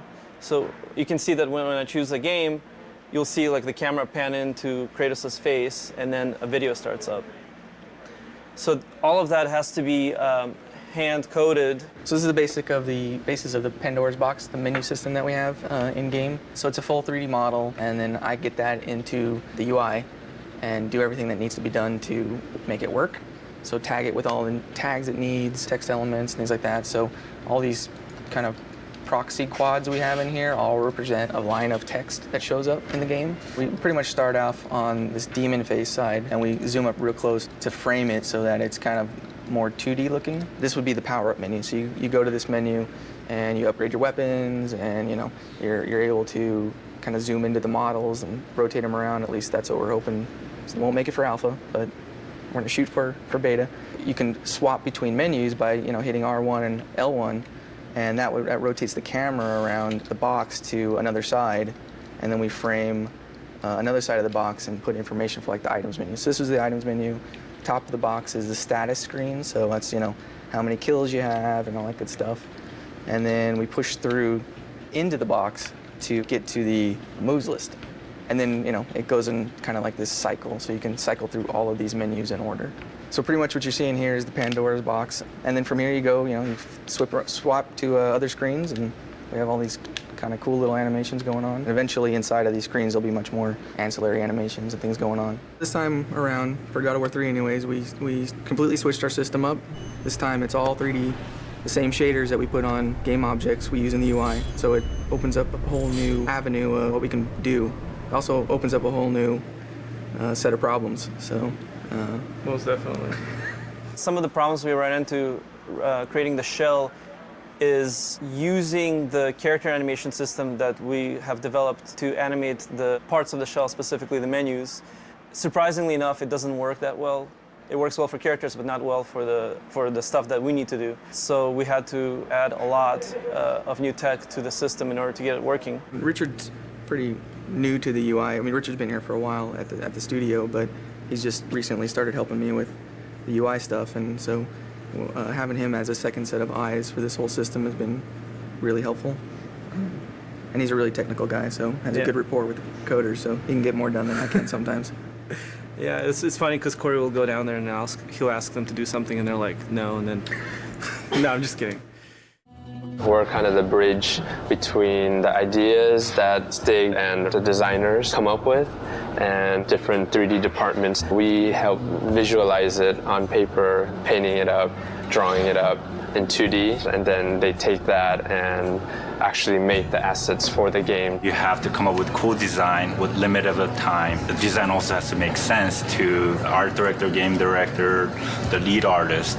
So it's definitely fun, but it's stressful. What's usually given to us is a quick description and then sometimes a write-up on whatever that creature or character has to do, their function in game, and there's always sort of a highlight on special abilities or things that we need to focus on. There's only 4 concept artists here. We all sit together, so we do get to see what we're doing. I feel like I should know a lot more about Greek mythology by now. I should have my PhD degree or something. But still, a lot of times, I just sort of make up a lot of things, and it's still a lot of fun. Right now, as you could see on my monitor, working on Pandora's Cage. This is a final concept design that was proved and it's good to go. But to get to this point, there was a lot of sketches, a lot of color variation, a lot of input that I had to get through. We've tried maybe girls hanging together, or we tried maybe girls holding the fire torch, or we even tried the guys holding a cube, or we even tried the guys holding the torch. So after all this variation, the one got picked, which was this 2 characters, Icarus. Because I mainly focus on environment, I took a lot of pictures of myself. Actually, it was my wife took it for me last night. It's kind of embarrassing to show, but I'm wearing my boxers and just shirt. Just try to come up with the pose that I want, even the back part, the front side, and even the hands. So a little frustrating because I do environment paintings, which deals with a lot of rectangles and cubes and where the light is gonna hit and all that. But when it comes to character, it's more organic. For me, it's more difficult.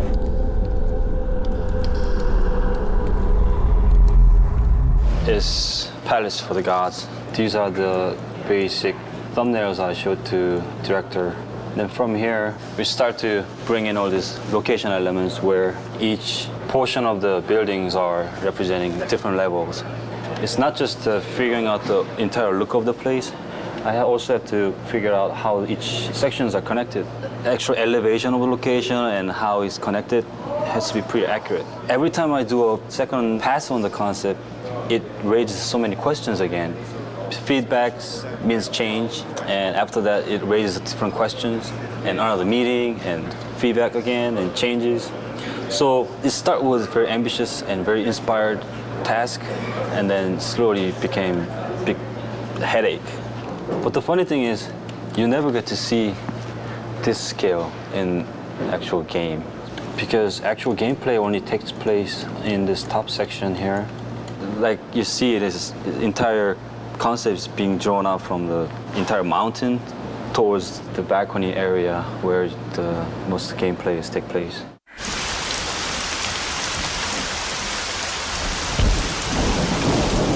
One of my most favorite tasks was to create Aphrodite, the goddess of love. My chore, as it were, was to create the most beautiful woman that ever existed in Greek mythology. Here I've got some initial sketches. There's a lot of Greek art that involves, you know, sort of the bare breast and things like that. So we were trying to come up with a way of framing these really feminine aspects of this character without being like just vulgar. I originally had her hair always bound up, very Greek-like, but they really wanted it hanging down. This is the final three-quarter view of Aphrodite. As you can see, some of the stuff that I had originally concepted in the other pieces did stay. One of the mandates for the character was that she have a girdle made by Hephaestus. Some of the backstory is that Aphrodite was given as a wife to Hephaestus by Zeus. In original Greek mythology, she cheats on Hephaestus by bedding down with Ares, the god of war, the original god of war. He punishes her by catching her in a trap with Ares and sort of parades the two of them in front of the other gods to shame them. And she was ashamed. She's a naughty girl. But in our story, he just kept her trapped. We've got various somewhat sexy bondagey entrapments that we've worked up. So the modelers will take this and build, you know, Aphrodite in the flesh. And I must say, I'm really looking forward to see what they do with it. Do you know how long it's been since a real man has come into my chambers? Those bridges outside are nearly destroyed. Zeus refuses to have that stupid mortal Daedalus stop working on his precious labyrinth to fix them. I'm Max Ankar, the senior effects artist, and working on God of War 3.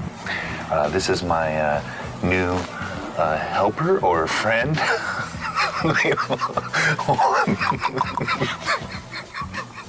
Hold on. Let's restart that. I speak quick. Okay, wait, hold on. Ready? This is my partner, Jesse, Cheese Whiz. That's all I can say. I'm working on God of War 3 here, making the greatest effects. Got a partner now, Jesse. He's awesome. It's going to be great having some help on God of War 3.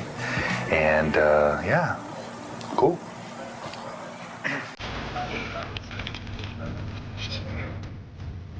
I looked on the internet and find out all these different movie special effects, kind of duplicated what they did. We filmed the blood and the idea that maybe we could use some of it for textures.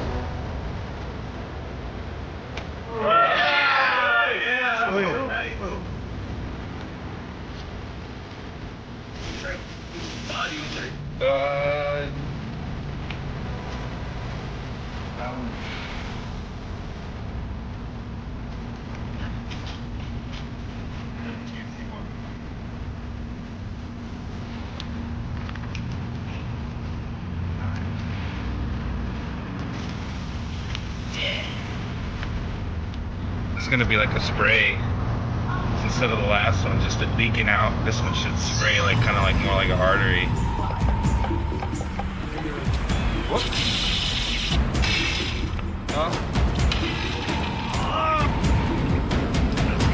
Oh, that's pretty great. And what we found out, the simplest one was just like kind of like a water bottle filled up with movie blood. And that kind of gave them almost best squirting effect out of all the blood. I think we got some good blood today. I know my partner here, Jesse, sacrificed a lot to help out. He donated the blood for us, and I'm really glad we had Jesse here to help us out. He's sweet. Yeah, Jesse's really sorry. Jesse, watch out. Okay, thank you. We used a couple little parts of it right here. This is the film blood. You got a series of images that you rendered out. You put those on the polygonal cards, and that's what you're throwing out of the particle system, basically, or splatting on the ground. That's kind of what's going around in the game, is the little blood splatters when Kratos gets hit or enemies get hit.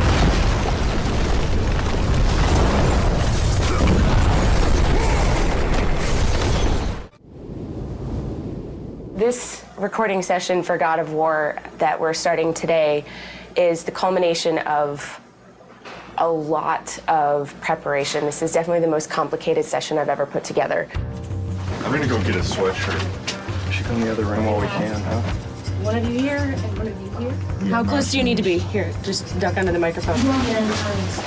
We need to take a couple minutes to readjust where things are. I'm a little nervous about this session, just the number of variables. We've got a lot going on.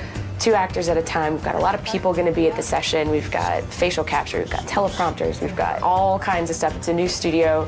There's room for error, but I like to think that I've nailed everything down before we got there. But I'm definitely, my breath's coming a little shorter today than it normally does. We are moments away. What was it, Kratos? All I remember is what I have lost. That is why you should give me the power. I understand its true meaning. And my character, I like to think of her as she thinks she's doing something good, but in reality, she's trying to take over the world. Kratos, she is the key to our revenge. I trust you to do the right thing, Kratos. You shouldn't. Kratos, I found out, is a piece of me that I kind of didn't know existed. It's kind of a dark side that it really is fun getting a chance to explore. I delivered your revenge on Zeus. My vengeance ends now. I owe you nothing!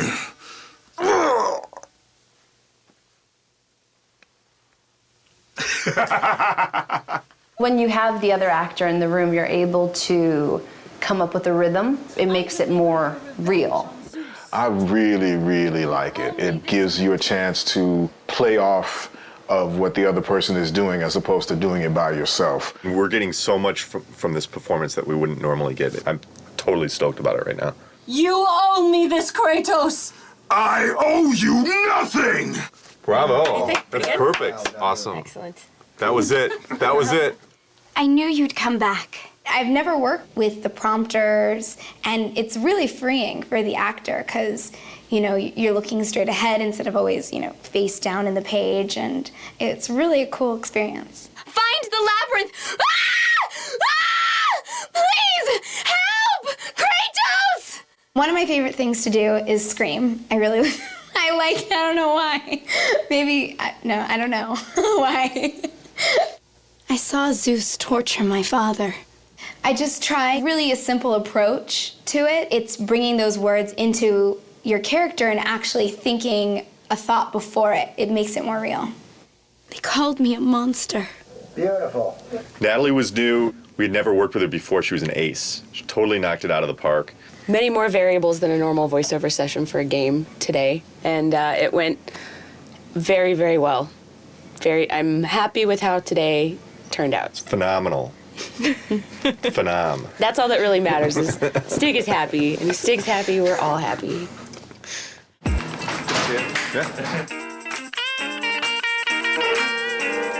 Who is Hercules? Well, it was me for 7 years on TV, so this is a whole different look. I didn't quite have that look.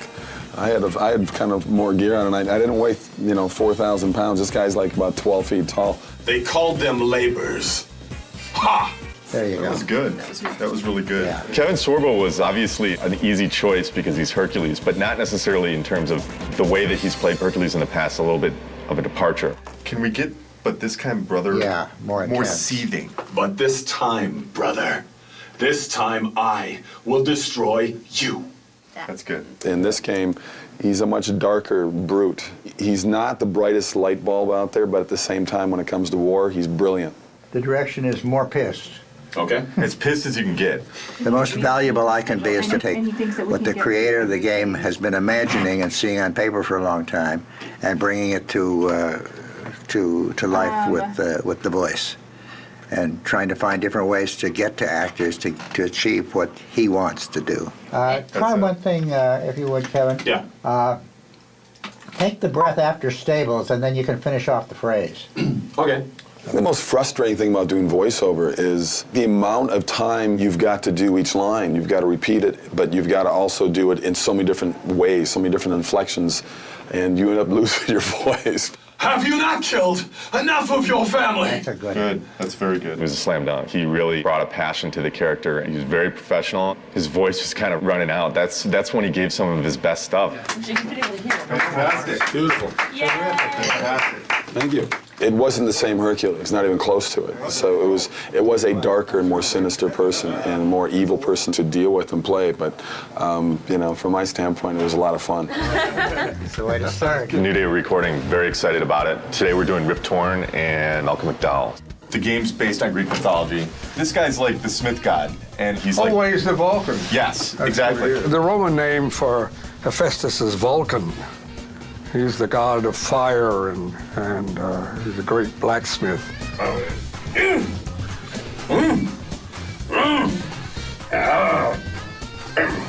The greatest thing you have on stage is the other actor.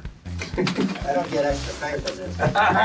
Thank you. They are entertainment and they are movies, and you can get involved in it. It kind of gives you a semblance of what live theater used to be when you had audience participation. Yeah, I kind of look like that. Ghost of Sparta, it is you.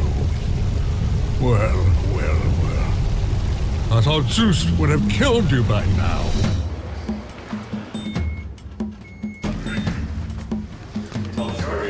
Daedalus. Oh, and what does he do? He's the inventor. He also created the labyrinth. Labyrinth? Oh, wow. And where is the golf course? It's really cool. Eat lunch with Malcolm McDowell. He can't beat that. The ice storm, that will give me the power to bring my son back to me. Where is my boy? That's awesome. You bastards! That was awesome. We need one for coverage, but that was We want to incredible. protect it with one more, please. Oh, we're not gonna go protecting all these takes, are we? Yeah, Don't we tell are. me we're gonna do 2 fucking takes. Why don't you just use a bit of proper tape? Why do we have to do 2 takes of everything? Well, because we Not for protection. Yeah. Oh, come on. Let's listen to it. That's Let's listen to it. nonsense. And we're going to listen to one line, be right with you. Okay. You don't mind, right? Because it's really, if I'm in a jag and it's going, it's going. I hear you.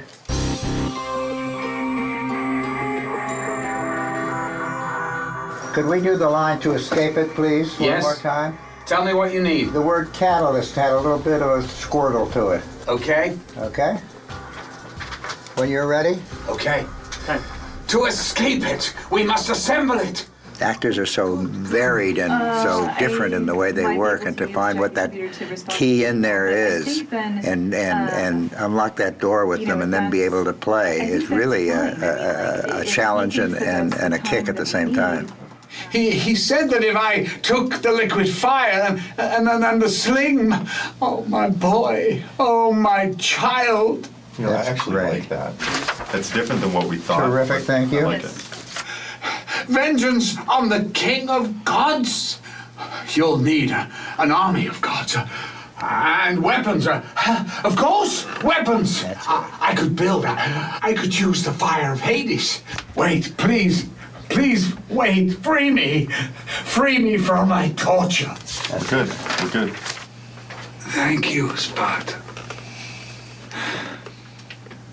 Thanks, Barton. I say, oh boy. Thanks so much. Cheers, Sick, sir. I say squatta. We're not used to people coming in here and nailing it, so like basically knocking it out of the park like this. So Oh, really? we had more time. So Well, no, okay. Well, listen, I just thought, oh my God, I thought I had reams and reams and I had to do everything twice. It was like, oh my God, if you've got it, you've got it, right? Right. Yeah, we got some great stuff. Great. It's fantastic. Terrific. Good. Thank you. My pleasure. To work with Malcolm McDowell and Rip Torn in the same day. Same day, yeah. Pretty wild experience. Yeah. It's fascinating to me, too, the different acting styles, because Malcolm McDowell is very much the Royal Shakespeare Company, and it comes in, you know, word for word like that. And Rip Torn is more of the old actor's studio, and he's a little bit up and down and nowhere, but out of that comes a gold of its own kind. There's an extra level of dimension and texture that we got to them. That's just through the fact that they're fucking good actors. Now that we've gotten the recording part of it down, my stress level has decreased a great deal. Now you can have a glass of wine. Now I can have a glass of wine. You are the reason I live in torment. He told me he would kill you. He can't. Perhaps he did allow me to kill the Nemean lion, but he made your name known amongst the people. A fierce warrior, a killer made a hero, a man made a god. But you, what have you done with my child? My boy, where is my boy? Your son is dead, Daedalus. Boy, my child, no, no, no! First of all, welcome to our 4th annual Halloween costume.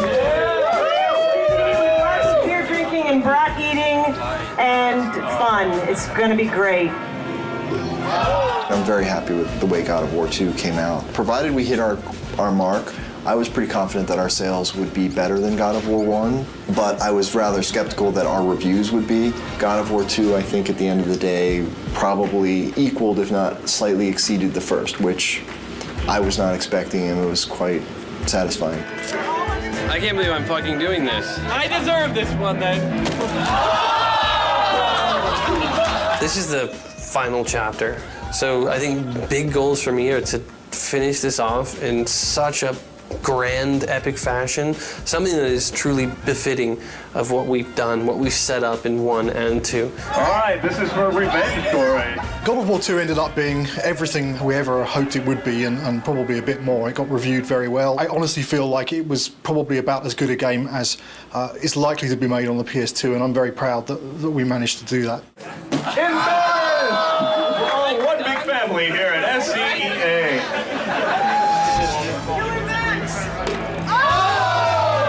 Once you start something, you gotta finish it. So that's the way I look at things. God of War 3 is gonna be the conclusion to the story. My hope is to make the best effects I can on the last one. When I think of God of War, I think of the best action platformer out there right now. I think other games and other companies look at us and go, how are they doing it? How can we make it like them? And that's rad, because I've totally been at the company where we looked at that game and went, man, how do we do that, you know? My main hope is that it escapes the destiny of sequels as well as God of War 2 has escaped the destiny of sequels. I'm going to be satisfied if we tie it all up and we can kind of close the book. We're past the stage of figuring out what we want to do. We're now in the early phases of sorting out the how we're going to do it.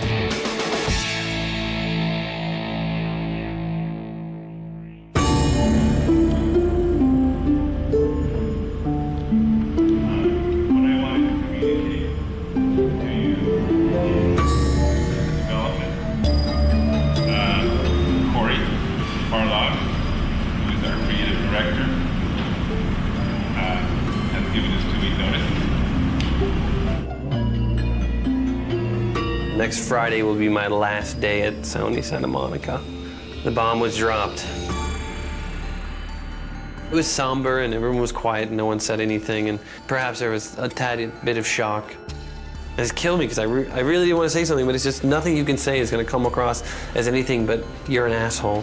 When I heard that Corey was going to leave was kind of annoyance more than anything. It's, you know, it takes a long time to make a successful team as much as a successful product. It's always a pain when a key person in that team decides to move on. First emotion we felt was just shock. Didn't see it coming, didn't expect it. It's like dropping a bomb. Well, it was disbelief, obviously. I thought he would be the last one to leave. Incredibly bummed out, like very, very disappointed. You know, you're never really prepared for something like that, you know? They don't warn you very well either. They just kind of spring it on you. It was kind of a bit of a shock. I never expected that Corey would leave the project, so. But once the initial shock died down, I couldn't help but being a little bit happy for him, so because he was getting to try new things. It kind of puts us in a little bit of turmoil for now, but I think we'll work it out. I'm glad he has the balls to stick to whatever it is that he wants, but I'm also a little pissed that he's leaving us in the lurch, just kind of like holding the bag. I mean, I know I want to be here.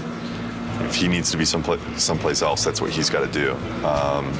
And I think it's better that it happened at this stage in the project than a year from now, obviously. It obviously is a very difficult choice and a difficult time and not a very happy choice to be making.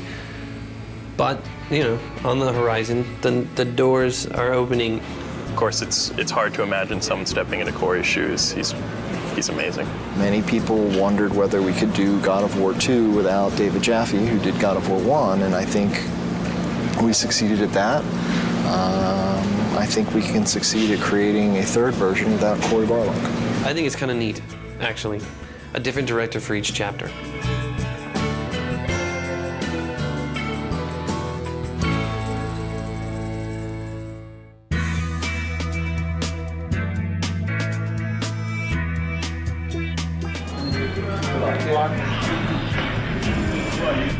I have chosen Stig Asmussen to take the helm. When I became director, there was a very warm response from the team. I got a lot of tons of support, and I mean, so far everybody's been super cool. I look back on how Corey handled things and how Dave handled things, and I draw inspiration. I think the most important thing that I got from both of those guys is the fact that they were themselves. I'm super excited about this. You know, this team kicks ass, you know, and it's said a lot, but this type of situation, the kind of garbage that we've been going through in the last month, as far as I'm concerned, this team's second to none. But Stig is fucking amazing. Stig's a pretty good leader, I think mostly because you're probably afraid of him when you first meet him. The entire team really respects him. Everybody communicates well with him, and he's not unfair with any of his decision makings. From my perspective, he is much more easier to work with. He is much more structured and engineer friendly. One of my strengths is to try to lead by example. Hopefully that filters through to the rest of the team and they're able to approach their tasks with total excellence. All those leads from the last game, those key people, they're in place. And that's really where the personality of the studio comes from. That's where the drive of the team comes from, wanting to critique every element and make everything that's in the game the best that it can be. It really is driven from the leads and from the culture of this studio, and that has not changed, even through the turnover.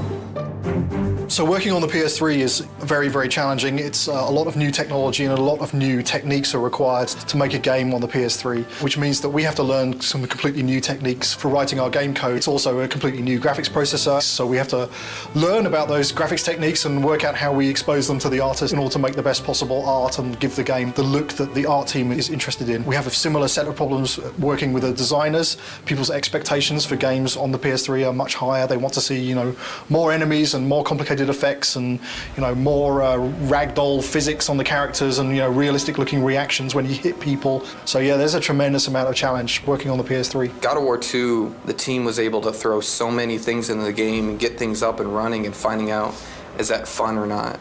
The hard transition for God of War 3 is getting all that to work again because we have so much new technology that has to be built. You know what I'm saying? Everybody has to relearn their own personal expectations and their limitations and how they're projecting their schedules and their tasks and things like that. Everybody is counted on everybody else to kind of make accurate predictions on what they can do. It's tough right now because everything's new. It's just so much more involved. That's very worrisome. When are we going to get to the point where we can say something's going to take 4 weeks to do and it's really going to take 4 weeks to do? It's understandable that nobody understands that right now. PlayStation 3, we're able to push a lot more polygons, a lot more texture resolution and detail, so things are hyper realistic. I mean, they're so realistic now that we can actually see pores on skin and hair and eyebrows and nose hairs. You can see everything. We have a lot of work ahead of us. Every character now is like taking 6 weeks, 8 weeks. At least 6 weeks. Yeah, to make one. It's not like before, it's like 5 days we can make one. For me, it's not knowing kind of where the limits are. You can make stuff look so super realistic now, and that takes a lot of time. Whereas before, we really had defined limits. Yeah, it's exponentially more complex. And the other big thing is, this is going to be our first PlayStation 3 game, and we're expected to be able to beat games that some studios have released 2, 3, even 4. Gamers are expecting us to have better technology, better art, better visuals, better gameplay. Across the board, they expect it to be better. and that's pretty intimidating in itself. We're going crazy with the detail. When it's done, I think it's going to look incredible. You're going to see Kratos do a lot more subtle movement, more facial animation, things that the human eye just, usually takes for granted, but now we can include all those things. The things that we can actually accomplish are starting to now really become things that are only limited by our imagination. With the new hardware and the new system, we're able to kind of start pushing the player experience and creating like a much more kind of cohesive world. And like, the Titan before used to be in a cinematic and now you're actually like running on the damn thing. So it's like, whoa, we're getting there. Titans have never done anything like that. They're pretty crazy. It's insane. The fact that you're going to be able to run around this like moving character and it's basically a moving level, it's pretty insane. From a programming perspective, they're a big challenge. We designed all of our animation systems and everything to deal with a roughly 2 meter high character Exactly. where, if his little finger twitches slightly, there's not too much of a big deal. Exactly. But when your character's Yes. 2 kilometers high, then a Yes. little twitch in the finger suddenly becomes like a really big deal. The very first moment those were mentioned, I was like, oh, Jesus, this is going to be a big problem. Yes. But hey, I mean, it Yes. wouldn't be God of War if we didn't try something we didn't think we could do when we started. Because I'm very proud of this game and you guys, I've invited a storyteller friend of mine to come in our walkabout. So Stan Lee is going to join us today and check out your work. This is such a cool time to be just walking around the studio and looking at things as they're coming online. Every month, we do a walkabout, and it's largely for the team to kind of, review each other's work and, and really compliment each other. It's a big studio now, there's like 80 people here, and really it's impossible to keep on top of everything that any given part of the group has been working on. It's an opportunity for everyone to see what cool stuff has been going on in the studio. It's a good way of making everyone realize that they're part of a big machine at this point. Plus, everything looks better after you had a couple beers, so it helps to make your stuff look better. Everyone's out to get These are all, it's Olympus, the gods, and they're all bad. All the gods are bad, except this guy who's tormented. Yes. He's great. His line is, in the end, there will only be chaos. And then the next game you do is called Chaos. That's a great sequel. There you go. Zeus's brother Poseidon. Terrific drawings. Hera. Yeah. I love to write dialogue. Maybe we could try something new. A video game with lots of dialogue. I'm sure it would sell like a bomb. And I love the way this hand is there. Oh, gosh. Oh, yeah, and then when he moves the hand, we'll like make that to kind of get destroyed a little bit and get all kinds of dust flying off of it. This is one of the best things I've ever seen. Cool. That is beautiful.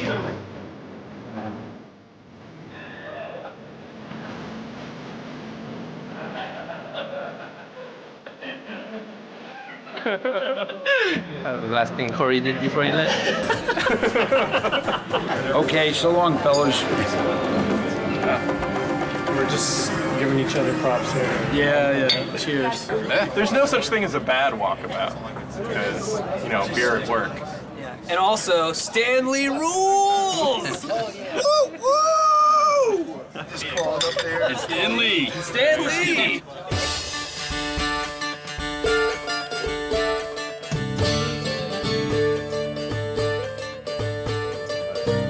I'm fine with it as long as we make it seem like it's in-game as much as possible. I'm still learning every single day, and I imagine that process won't ever end. And there's so many things that you can learn from every individual on this team. Stig is kind of man of the team, very easygoing, very casual, but he's also extremely intelligent, very thoughtful. I think the thing that's been successful for him is that people just want to help him out. They just want to make a good game. Stig just keeps pushing along. He's got 2 brand new twins at home, and yeah, it just keeps on He's got this other baby, this big baby on his back right now, so he's doing great. Since last Halloween, we made a lot of progress. We've got the story of the game done. We've got the whole design direction completed. 3 months from now, we're going to be doing our press event. Everyone gets to go home early! The first couple times when Stig addressed the team, it was so clear how nervous he was. He would kind of stumble on his words, and he'd literally, turn red, like a stoplight. It was really kind of endearing. But then to watch him sort of evolve, and honestly, I think I was a little bit concerned that, our game director is our public face, and we actually gave him, some media training. And Stig actually asking people, he says, honestly, I don't want to think about all this stuff. I just want to be myself. Is that okay? And they said, you know what? Absolutely. That looks good. Oh, wow.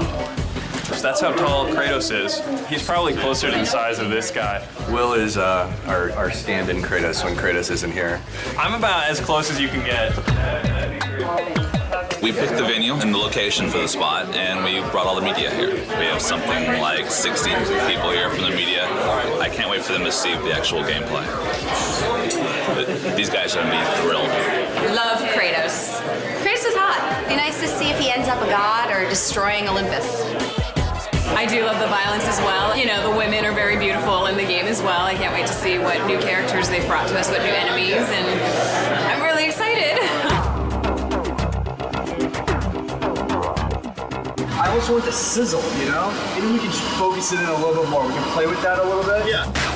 The development team has worked so hard on this project, so it's really fun to see when all their hard work comes to fruition. I'm going to get through the first couple slides up here, and then I'm going to start to walk around. Nobody has seen the gameplay outside of our studio, so this is going to be the first time. I want to get this over with.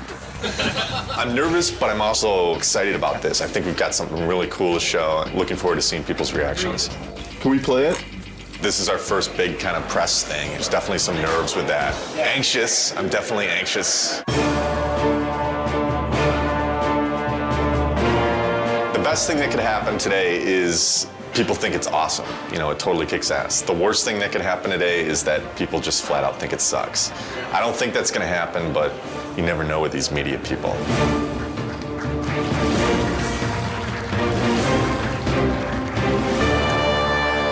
What is the vision for God of War 3? We want to define this generation with this game. We're going to take a close look at him. I'll talk about some of the features that we're using on him. Here he is. We've got blended normal maps on him right now, so you can see the realistic muscle flexing. I would imagine that we've got one of the most advanced systems for that in the industry right now. The battle's in full swing. The god Helios is in battle with a massive Titan. And Kratos is going to launch into battle and start doing some damage on the grunts here. Now, Todd can easily just grab one of the grunts by pressing circle, and if he continues pressing circle, he can beat the crap out of him. But if he presses triangle, then he can rip them apart. If he presses X, then he can throw them. And one more move, square uses it as a battering ram, and then he can take it, mash circle, smash his head against the wall. And all these moves are interchangeable. Meet our latest AI, the Chimera. Part snake, part goat, part lion. Todd has just unleashed the Cestus on him, and you can see it's a brawling weapon. Now, the way the Chimera works, it's a 3-stage enemy. First, you fight the snake stage, and then it changes its stance, and you fight the lion stage. We're really having fun with gore on this game. Entering the Cyclops. Every action that the Cyclops makes is a direct reaction from the pain that Kratos is inflicting on him.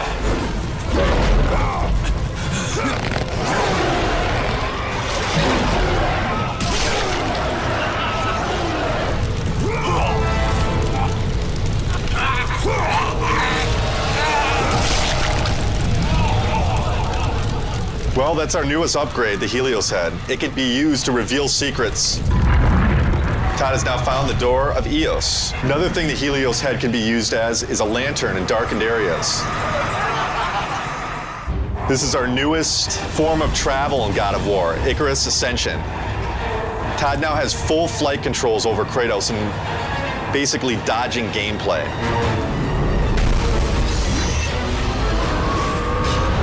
That's it.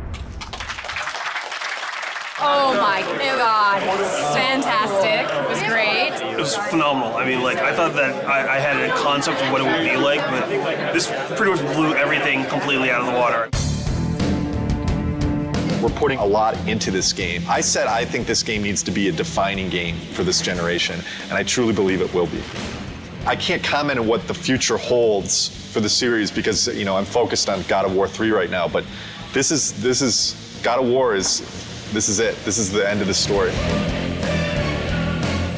We got a lot of work to do, so there's no time for relaxing, that's for sure. E3 is obviously a big thing. We got to get this playable to the public, what we just showed on the demo here. We're in pretty good shape for that, but we got to get the game done. But we still got a lot of work left to do.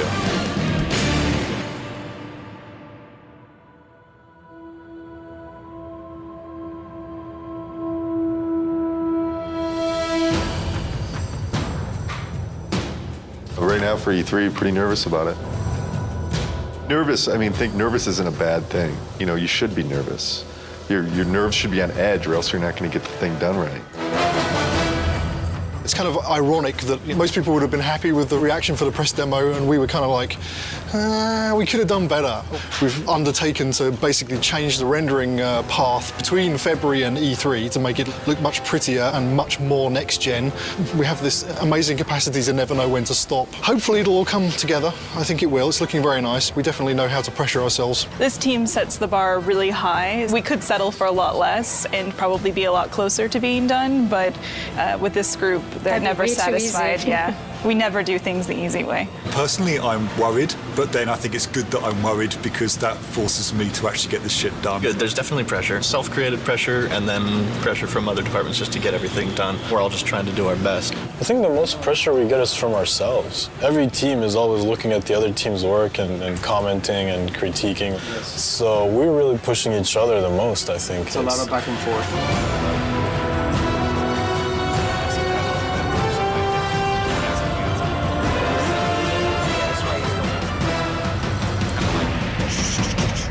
The following week, it's absolutely nothing moves because we're going to need to take every freaking second to make sure it's stable and we are at frame rate.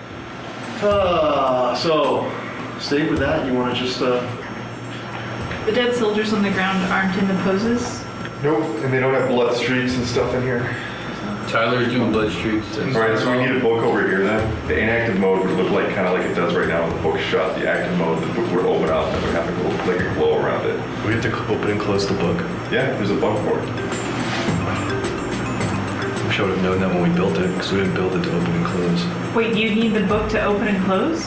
Yeah. There's no limit to good ideas, but there is a limit to how many of those good ideas that you can actually implement.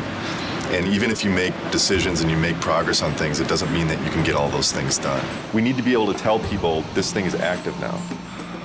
Can we remove it for E3? Are you serious? No, I'm not. I mean, there's a lot of other shit here to get done besides getting a book to have in an active states.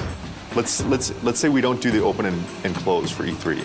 It would just have a glow effect and a light that comes with it, and that's it. Do we just put a sparkle on it then? Absolutely have any compromise for the schedule right now. I have to trust production, and I have to trust the fact that they're telling me that we can't get things done. So I feel like there's little things that have been compromised. I don't know that the player's going to necessarily miss them, but I sure am. It's part of making games. You don't always get what you want. This seems like harder than the last time I played it. We have to keep in mind that somebody from the street is going to be playing those harpies. And I don't know, the way it looks right now, on 3 tries, people will throw down the controller. The stuff we just went through, pretty rough. It's a little frustrating from the respect that it's been kind of at this state for a long time now. Kind of wondering when it's going to get fixed. The struggle or the challenge. If it doesn't get fixed this week, we're screwed. This is sprint week, meaning we're making a big push this week to get a lot of work done and make some headway going into E3. As far as crunch goes, we're not going to call it crunch anymore. We're going to call it a sprint, and then everything will be fine. So as long as we do that. Change the name, it'll all be fine. Tonight's the first night of crunch. Yeah. Yeah, so... We don't like the euphemism sprint. Fuck. I hate crunch. It sucks.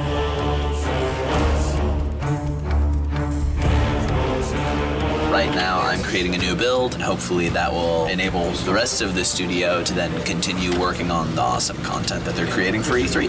They're definitely waiting on me. Definitely. As far as my end, I feel I'm okay, but then at the same time, I kind of feel like I'm waiting on technology a little bit to kind of come online.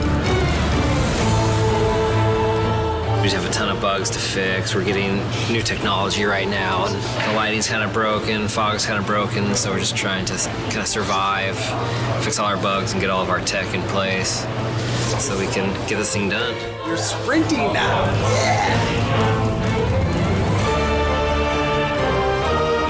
Tonight's the first time the team has worked together as one, and there's a certain kind of level of excitement that goes into it and dread because we're still working, but it's a fun group to be with and we're trying to get stuff done.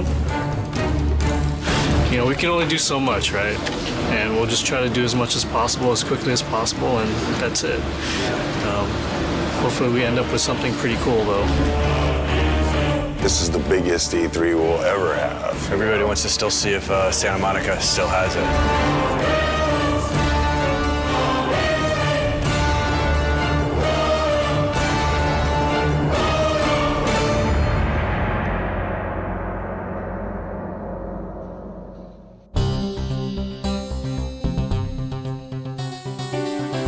Last 2 weeks have been very, very intense. I actually got here this morning a half hour before the shrine actually opened to deliver live code for what we're playing this morning. I didn't have that code until yesterday afternoon. The Sony press conference is their big moment, 2 hours to like show all the new stuff they have. And it's going to be broadcast on live TV and web. And we're going to end the show with God of War 3. Anytime that you go first or last, if you open the show or close the show, it's an honor. I guess we're happy that Sony seems so committed to our game. It's nice that all of our hard work over the last 7 years, really, because that's how long we've been working on the God of War series in total, is really getting the reception that it seems to be getting. We're real excited that we're closing the press conference. It's a great opportunity. It's a great way to end. We're going to be live on stage playing real live code. So nerves are definitely high. Like a lot of jitters. Stig's going to be talking and I'm going to be playing on stage, so a little stressful. Got to take the edge off a little bit. Headlining scares the shit out of me. I've never done something this big, standing in front of 2,000 people or however many it is. This is one of the most eagerly anticipated games of this generation. I'd like to invite Stig Asmussen to the stage to show you the first few minutes of the jaw-dropping God of War 3.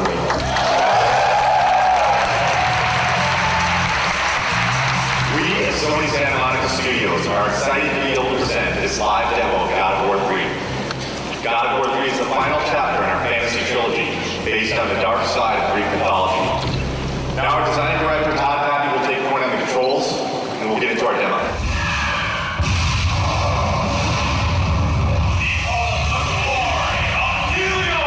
I'm really anxious. I'm really excited. This is a really important moment for the team. It's important for the game. I hope that we make the impression that we always strive for.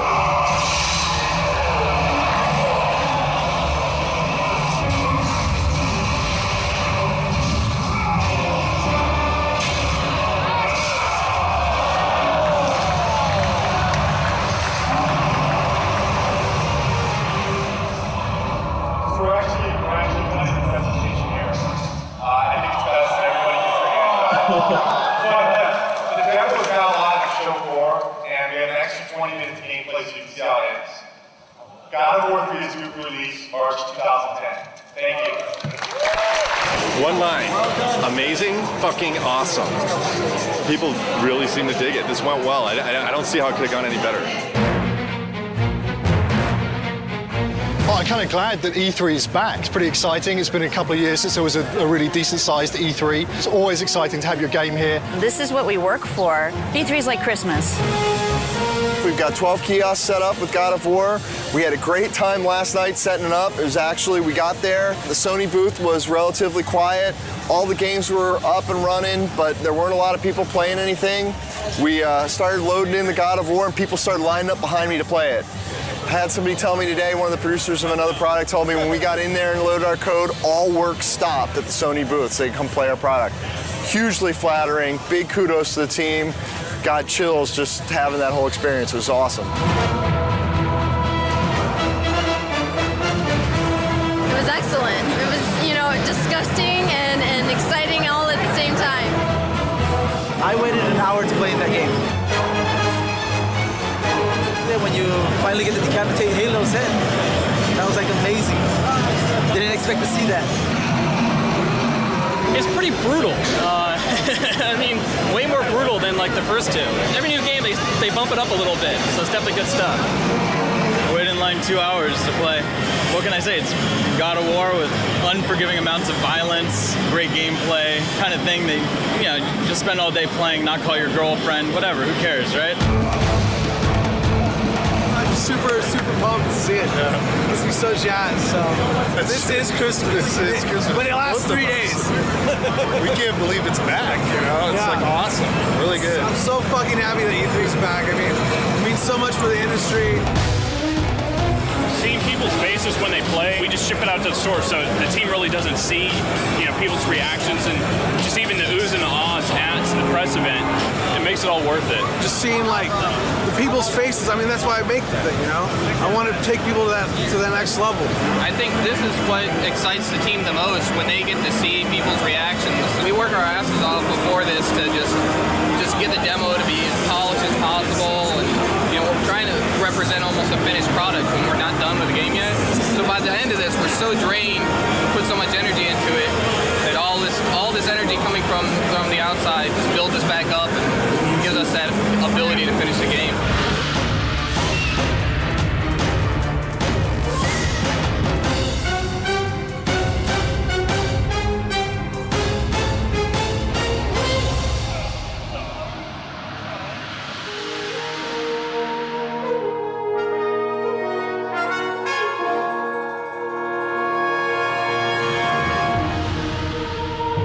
E3's was a huge milestone for us. A lot of publicity, a lot of great feedback and great exposure. E3 was awesome. I have to say it went very well. Seeing all the fans and watching everybody play totally put us in a different mindset coming back from that. You really get locked up and don't really see people's reactions working on something for so long, and going and seeing people line up for your game, that's more than you could ever want, you know? It just kind of invigorates the whole team into coming back and working on something and wanting to put your heart into it and make it even better. I think we did a good job with it at E3, and that shouldn't be our high point. That should be like our midpoint. Alpha is when the whole game from start to finish needs to be in one bag. It can have placeholder assets, but you can fly basically through the whole game or walk through the whole game, and everything's represented in approximately the way that it will ship with. Yeah, so ideally by Alpha we shouldn't go, oh hey, we need that extra bad guy, or hey, we're gonna add a new boss. Which we've done on other games, so. But ideally on God of War 3, you know, Alpha will be, okay, all of our pieces are in. And then after Alpha becomes Beta, and Beta is basically art lock. I want to make sure that when I'm playing the game, I've got a smile on my face. You know, I've played God of War for the last 6 or 7 years of my life now. As long as I'm got a smile on my face, I think there's a good chance that that's going to translate over to the fans. If you kind of take a look at this here, you can see this character that's the size of the Sears Tower, roughly. It's about 1,500 feet tall. It's a different kind of boss battle. Kronos is more than Gaia, is more fully alive, and you're more fighting on a character that's moving around. So this has been very tedious and challenging and time-consuming to put this together, but I think at the end it'll be definitely worth it, and people will feel like they're playing something they never played before. Kronos will actually like thrust his hands forward and he will scrape and leave his fingers there, so that you can actually attack his fingernails. We'll have a breakable in the fingernail, and then the fingernail will bring up like a circle prompt. You'll grab onto that and in the CS move, and then basically do a struggle and then rip it out, and you know, it'll be kind of a gory, cool, memorable moment. We actually want to make this awesome. We want to make this gameplay super exciting. It's going to be everything people expect from what the Titan fight should be. What are the big tech issues, Chris, that you need support on? It's the only big tech issue we need support on at the moment is the issue with the collision. The more static you can get him, the more precision you will get in your CS move. The problem is that since it's a skin collision, the skin itself is not just a non-deformable object that you can rely on to not have change from one frame to the other. That's the biggest issue we can have. What we're doing hasn't really ever been done before, and so a lot of what we're running into are issues with trying to make it as exciting as possible, but working within the technical constraints that we have and in the time frame that we have. I would say that the rewrite of skin collision is turning into a very unrealistic proposition to get it finished before alpha. Time is the biggest fun killer usually as far as developing. It's we come up with the most exciting scenarios, but do we have the time to put it together? Fabrice and I will need to take a look at what is going on and what's fixable and what is not and what we will have to design around. With Kronos, the whole is greater than the sum of its parts, and when you see it all together in the finished product with all the polish, I think it's going to be one of the most memorable experiences in gaming history. That's how I feel about it. I know it's going to be like that. The murderer of Gaia enters my tomb. Kronos! I know it was you who killed her, Spartan. Who else could?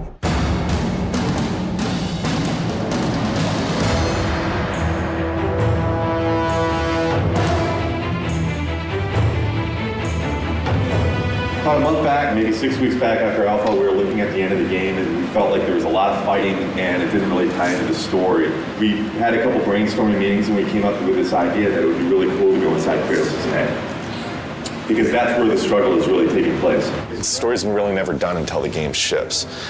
And we're always tweaking it and modifying it. But I really like working on the story. Kratos is going to have this emotional struggle inside of his head.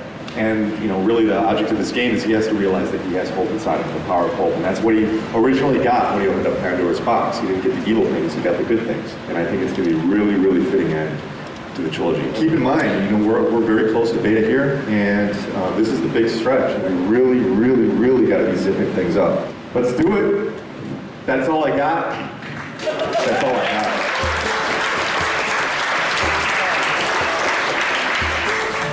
This is the third Halloween. I think for many it's probably a big relief. We're less than 3 months away from being done. It's been 2+ years. It's been an incredible journey. We've overcome so many pitfalls along the way with change of personnel, project redesigns. Despite all that, we've managed to continue to elevate and continue to push ourselves and continue to make the best products we as a team can do. And I think God of War 3 is living up to that.